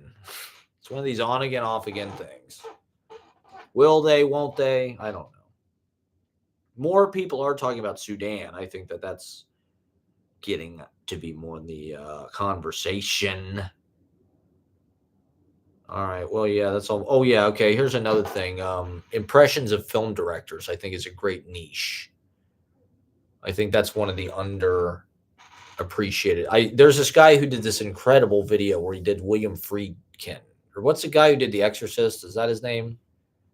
Friedkin? Who's the director of The Exorcist? And he also did Cruisin'.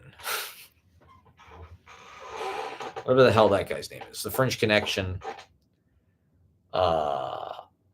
This This guy does this unbelievable impression of him on TikTok. And people have started to do David Lynch, Tarantino. More people are sort of doing Tarantino, Norm Macdonald. I like that. That's an undersung, because there are people that are like public, or like Werner Herzog, right? His voice has become a little more public domain, kind of like target of, have they done Werner Herzog on Saturday Night Live? They probably have. I'm sure somebody has done Werner Herzog on Saturday Night Live by this point. Whereas like 20 years ago, probably not that many people would have known. Werner Herzog was sort of an obscure figure. The internet kind of made Werner Herzog more famous, made him like more of a household kind of presence or something. For the better. That's one of the good things the internet has done, I think. What else do I need to talk about? I'm coming up on 2 hours, so that is everything I had in my notes app. What the fuck else coming up? Well, it's another open mic on Monday. I've got to figure out what I'm going to do, if there's going to be a theme. I'm going to try to write some kind of little play or something, probably. I'd like to do that again. So, oh, God. It's just a never-ending cycle. What else?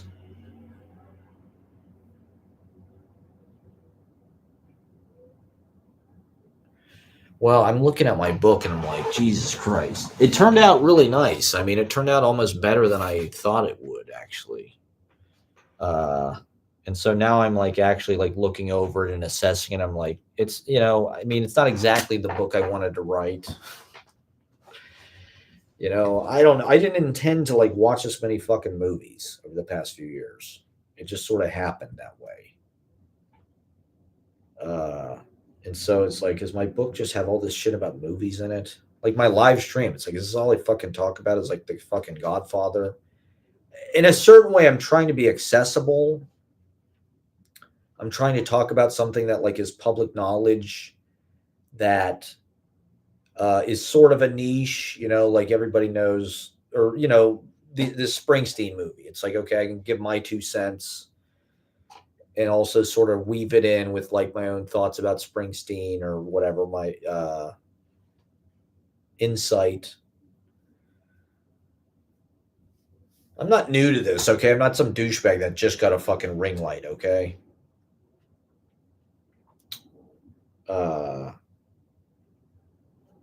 But I mean, life is what happens when you're busy making other plans, right? And I'm trying to think about my process, my writing process. Like I love that, this exists. The reason why this exists, there's a lot of influences, but one of the primary influences, I'd say, it's like, it's sort of like a Tender Buttons book. It is meant to be, I mean, not that it's, anywhere near that. And I don't even know what Tender Buttons, I don't even know what it's really about. This is like my misinterpretation of that, right? This is like my trying to like, there's like a staying on top of the thought that happens, like Gertrude Stein stuff, and a speech, like an unraveling speech. And so I tried to sort of couple that with like, the slalom of incorporating phrases, moments, things that happen as they happen into this like ongoing catcher of a poem that was a narrative and linear in that it's like I'm living it from start to finish, but it's also non-linear in that it jumps around and it's about memory and it's about movies and it's about the future and it's about politics and it's about sex and it's about New York and it's about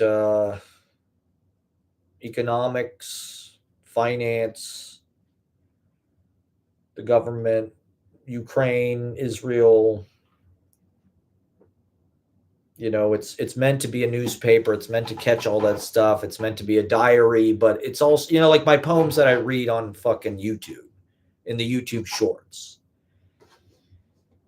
They are meant to just sort of like be claptrap, where they're, I don't know, they're just like they're unfolding, and they just continue to unfold. There's more and more hinges and things kind of like rolling out.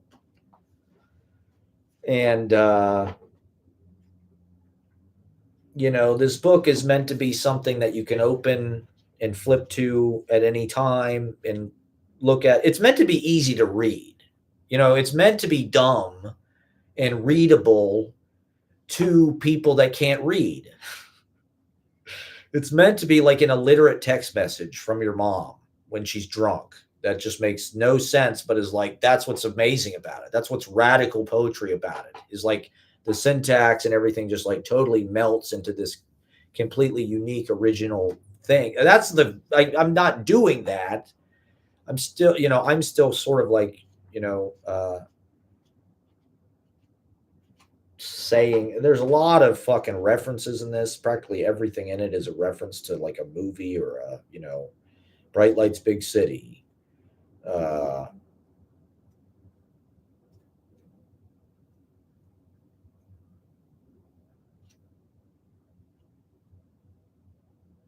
Putney Swope. The Big Town is a Ring Lardner story.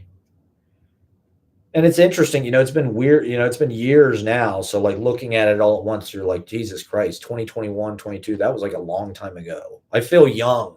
That now feels like, holy shit. We've been through a lot since then. We're back to Trump. Now we got Mandani. So that's even another further character development in the story of humanity and American political drama that we're in. Probably an escalation in the Civil War.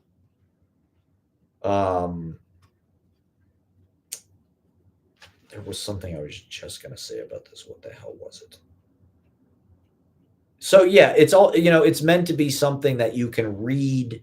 You can also read it from start to finish. And you could, even though it's almost 500 pages, you could read this pretty fast. So it's something that like you can feel smart, even though it's easy to read. Or, it's as easy or as hard to read as you want to make it. I think that's what poetry is. It's like, it's simultaneously like the hardest thing to read and the easiest thing to read, because it's like, it really is just telling you the way that it organically is being told, which is different than how you would say it if you were going to like standardize it and make it, kind of like the agreed upon capitalist democratic American English that we speak, with certain punctuation shit that we were taught in schools, subject, predicate, whatever the hell it is, in your style manual.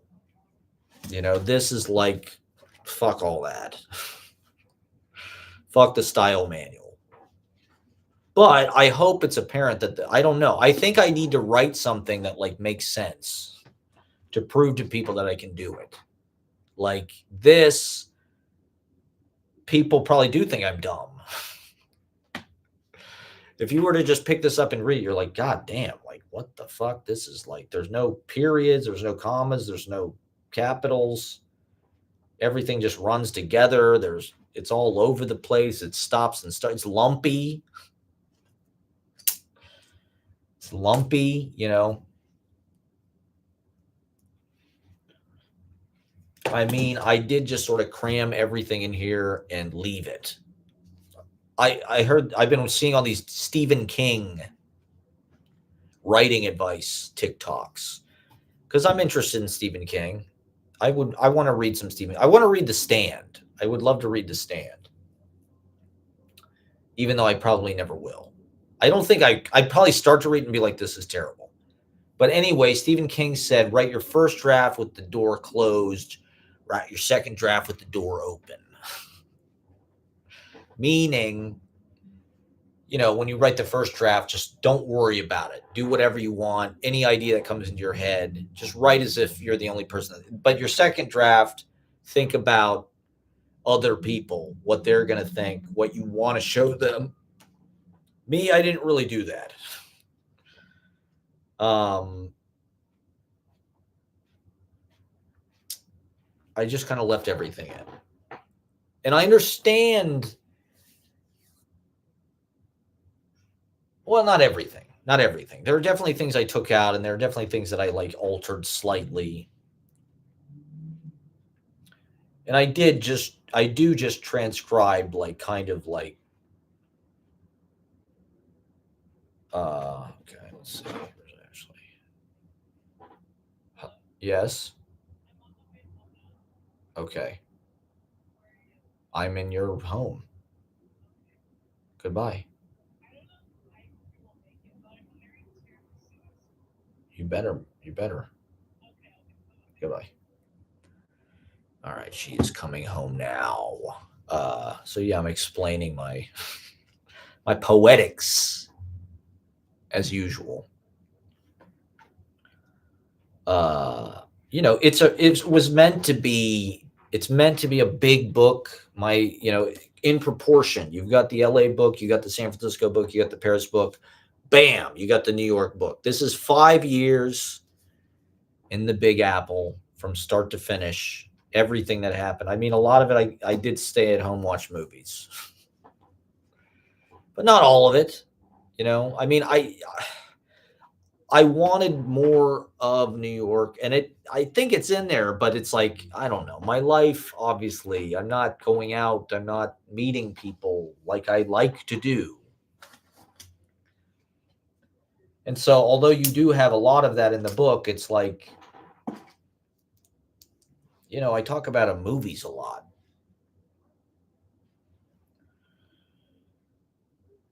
Oh man, I got back on my Twitter, so I read literally all of my tweets back to like as far back as it would let me, which was only like 2022, which is not that. I mean, I was tweeting pretty seriously since like 2010. So I'd like to read all those, but they were pretty good. A lot of my tweets were pretty good actually. It was shocking how much of it was about COVID and how specific, arguing every like little specific thing about fucking COVID. And I had a bunch of shit about Omicron. I was really like super threatened by Omicron and shit.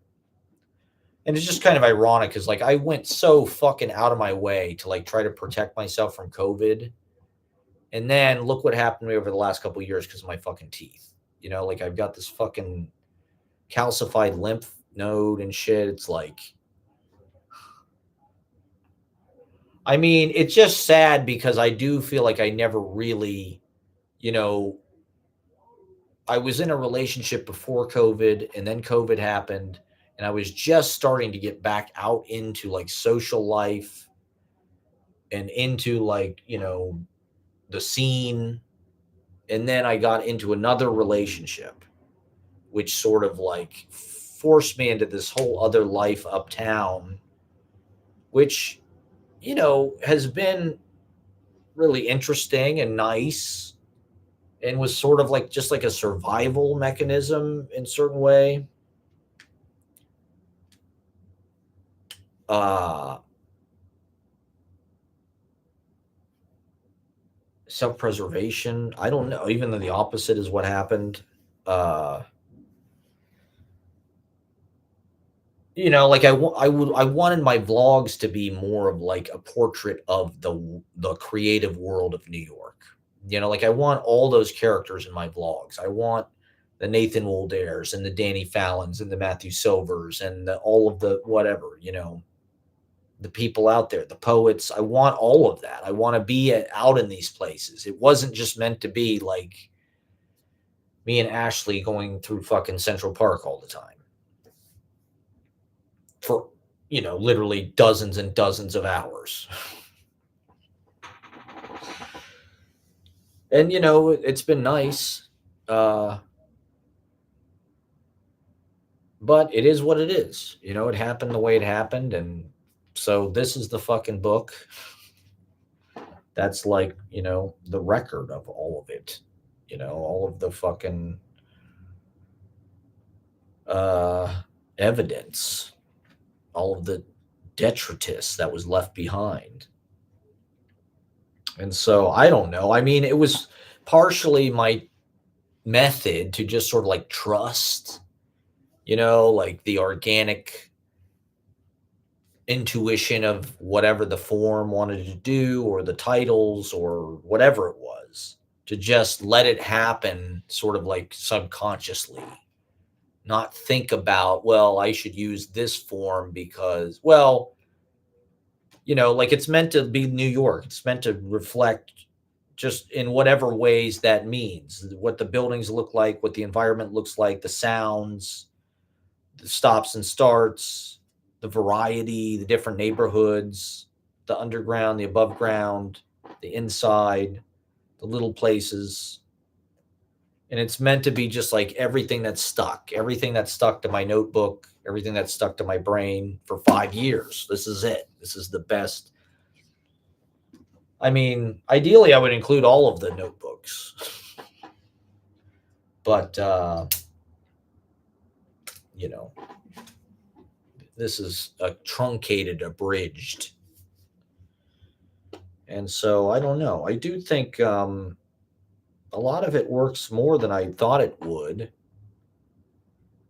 And a lot of it, I don't even know. I mean, doesn't really even attempt to. It doesn't work necessarily the way that like normal poetry works. It's meant to like, you can't just read it like at the speed of like reading it and let it just like mean whatever it means, like song lyrics or something, or even just music, just music in general. It's just frequencies and sounds and sort of dreamy anti-meaning.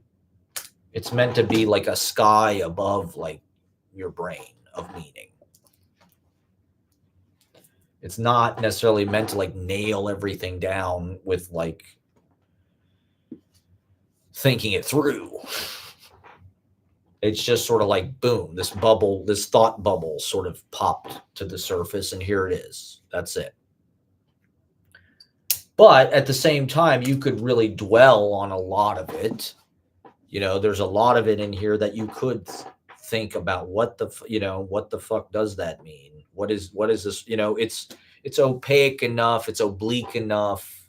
Do those mean different things? It's obtuse enough. I think that, that's the, part of the idea is it's meant to be continuously evocative of meaning and,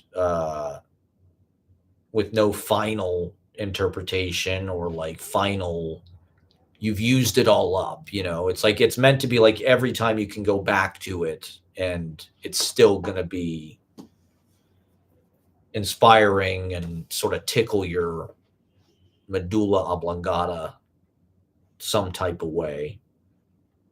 And there's a lot of different kinds of writing in it. There's a lot, the form, I think, gets more,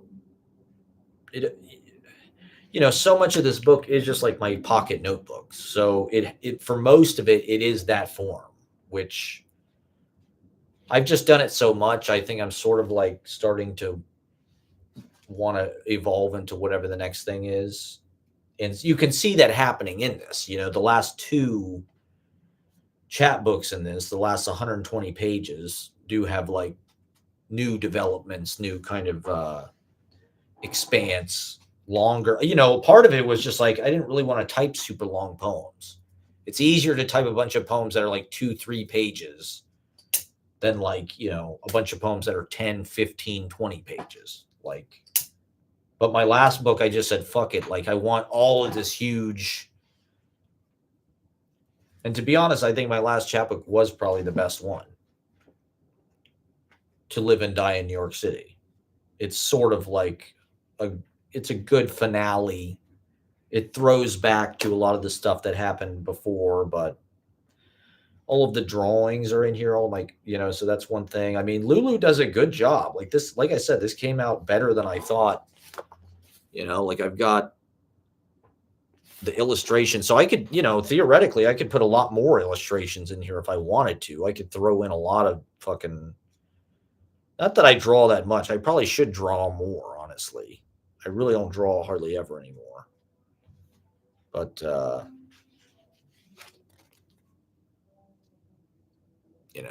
those are just the zine covers. So, it's meant to just sort of be this continuously morphing, mutating, formally, but it's meant, it is all one, it's like one of those mushrooms that they find under the state of Kentucky. It's like it's a rhizome. It's 80 miles long or whatever. And so it's one thing, even though it has all these different kind of precincts, and just like New York, right? Like it's all these different little blocks, and the blocks add up to neighborhoods, and the neighborhoods add up to the boroughs, and the boroughs add up to the, and I don't know. I cover a lot of ground. Single room occupancies, poetry, gossip, the open mic world, the wars, video games, the internet, TikTok probably is all up in this. Movies, like I said, tons of fucking movie shit. And seeing the way the politics evolves, that's also part of the point of doing it in real time. Like the last two books, you can see in the last book, there's this whole long sequence where it's like the November of 2024, all of the time around the election last year. And so, I mean, you really see the way everybody's lives just sort of like had an arc, right there. Everybody's lives sort of bent along that election. We went from, everything was sort of hunky dory and sort of copacetic. We're sort of sailing along in Biden world, thinking Trump is sort of whatever, this harmless YMCA guy, whatever. He's kind of funny. And then boom, and all of the, sort of like carefree, whatever, the Biden post-pandemic era was sort of like this Garden of Eden. For Gen Z people that had never been out in their lives, it was their first chance to like actually go out into the world, go to bars, hook up, whatever. After, the Trump hell of 2016 finale in the fucking pandemic. And so that's really what the book exists in for the most part. But at the very end, for the last, 120 pages, it sort of hooks back into this other, like I said, it's about politics and economics and all of that the whole time. Quantitative easing, Gotham, stock market type shit. It's gonzo journalism. It's just on the spot reportage, from the heart of the American dream. A savage journey to the heart of the American dream. Fear and Loathing in New York City. That'd be a good poem title. Let me write that one down. Fuck, gotta write that down. Might forget it. Let me put it in my maybe I'll do that for Monday. Fear and Loathing in New York City. Don't ever take sides against a family again.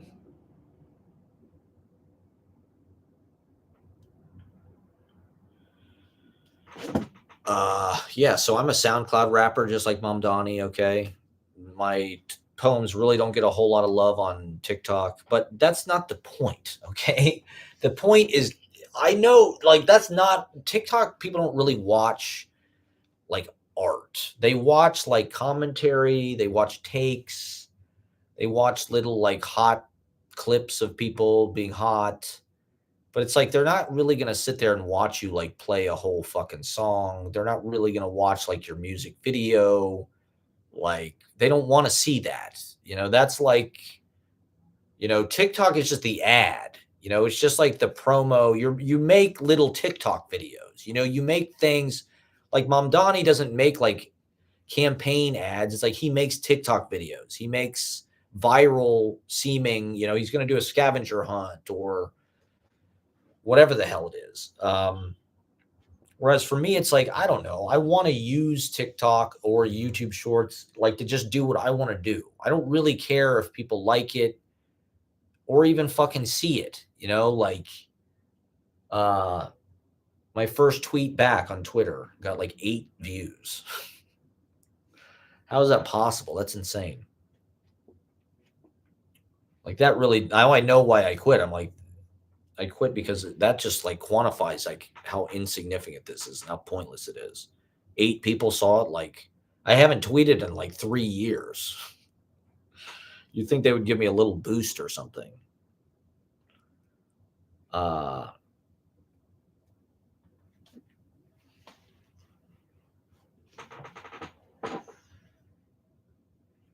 don't think the app really wants you to do that. I don't think the app really wants you to, like, use it as, like even on YouTube, it's like the videos that are popular. It's not like they're movies. It's not like scripted content that people are making. It's like unboxing videos or fucking, uh, you know, clothing haul videos or whatever it is, try on video haul.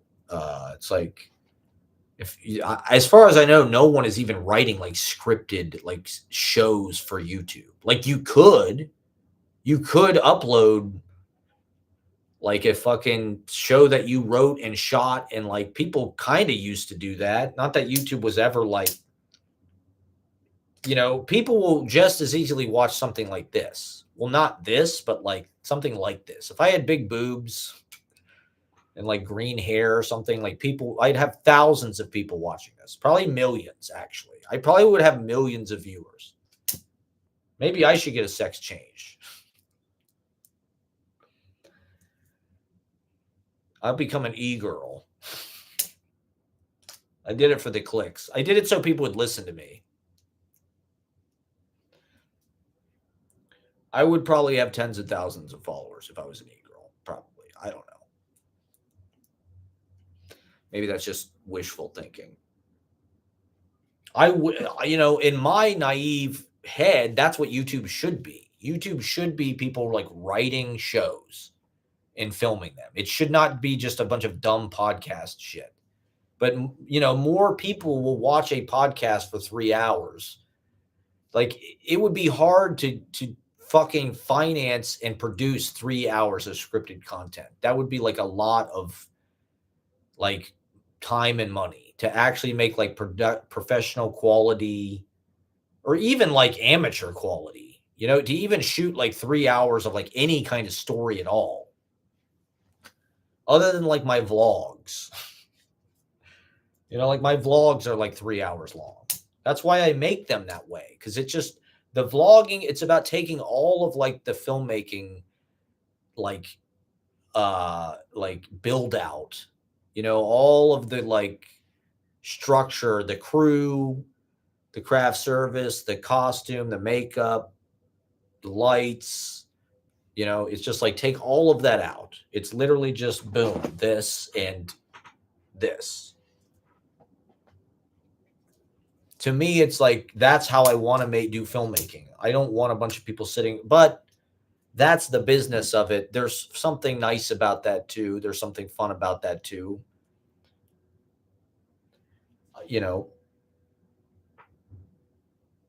But it doesn't seem like YouTube like rewards that shit. I have started to see like on Instagram, or not on Instagram, on TikTok. And this is something that I've wanted to do for a while, but I just am too fucking trapped to do it, is like, I just thought, why not make little shows for Instagram? You know, why not make a little scripted scene or something that's fucking, you know, what? Hello. Okay. All right, everybody. Anyway, thank you for watching. Ashley's back. Like Watch my vlogs. They just I premiered. like the movie. You liked the movie? What was it? Die My Love. Ashley saw what? Who was in it? Jennifer Lawrence and what's his name? Robert Pattinson. Yeah, okay. I've seen their press tour. They're on a press tour. Oh, I don't know. I haven't seen that, but well, I saw the press tour. Watch Daddy Chicken's vlogs. Yeah, watch my vlogs. They're basically the movie. Oh, really? They're the same as this movie. Basically, they ripped off my vlogs in this movie with Robert Pattinson. I mean, basically, it seems like my life, even though I'm not dealing with postpartum depression. What do you mean? Basically, it seems like your life. I don't know. It just seems like, oh, she's like a writer, but she doesn't write anymore, and then I don't know. And then she's just. Is it still on? Yeah, it's still on. Okay, then I'll tell it later. No, this is interesting for the people. And the whole time she's like just telling me, oh my, like, how long has it been since we had sex? Okay. Wow. All right then. Thank you for watching, everybody. Good night.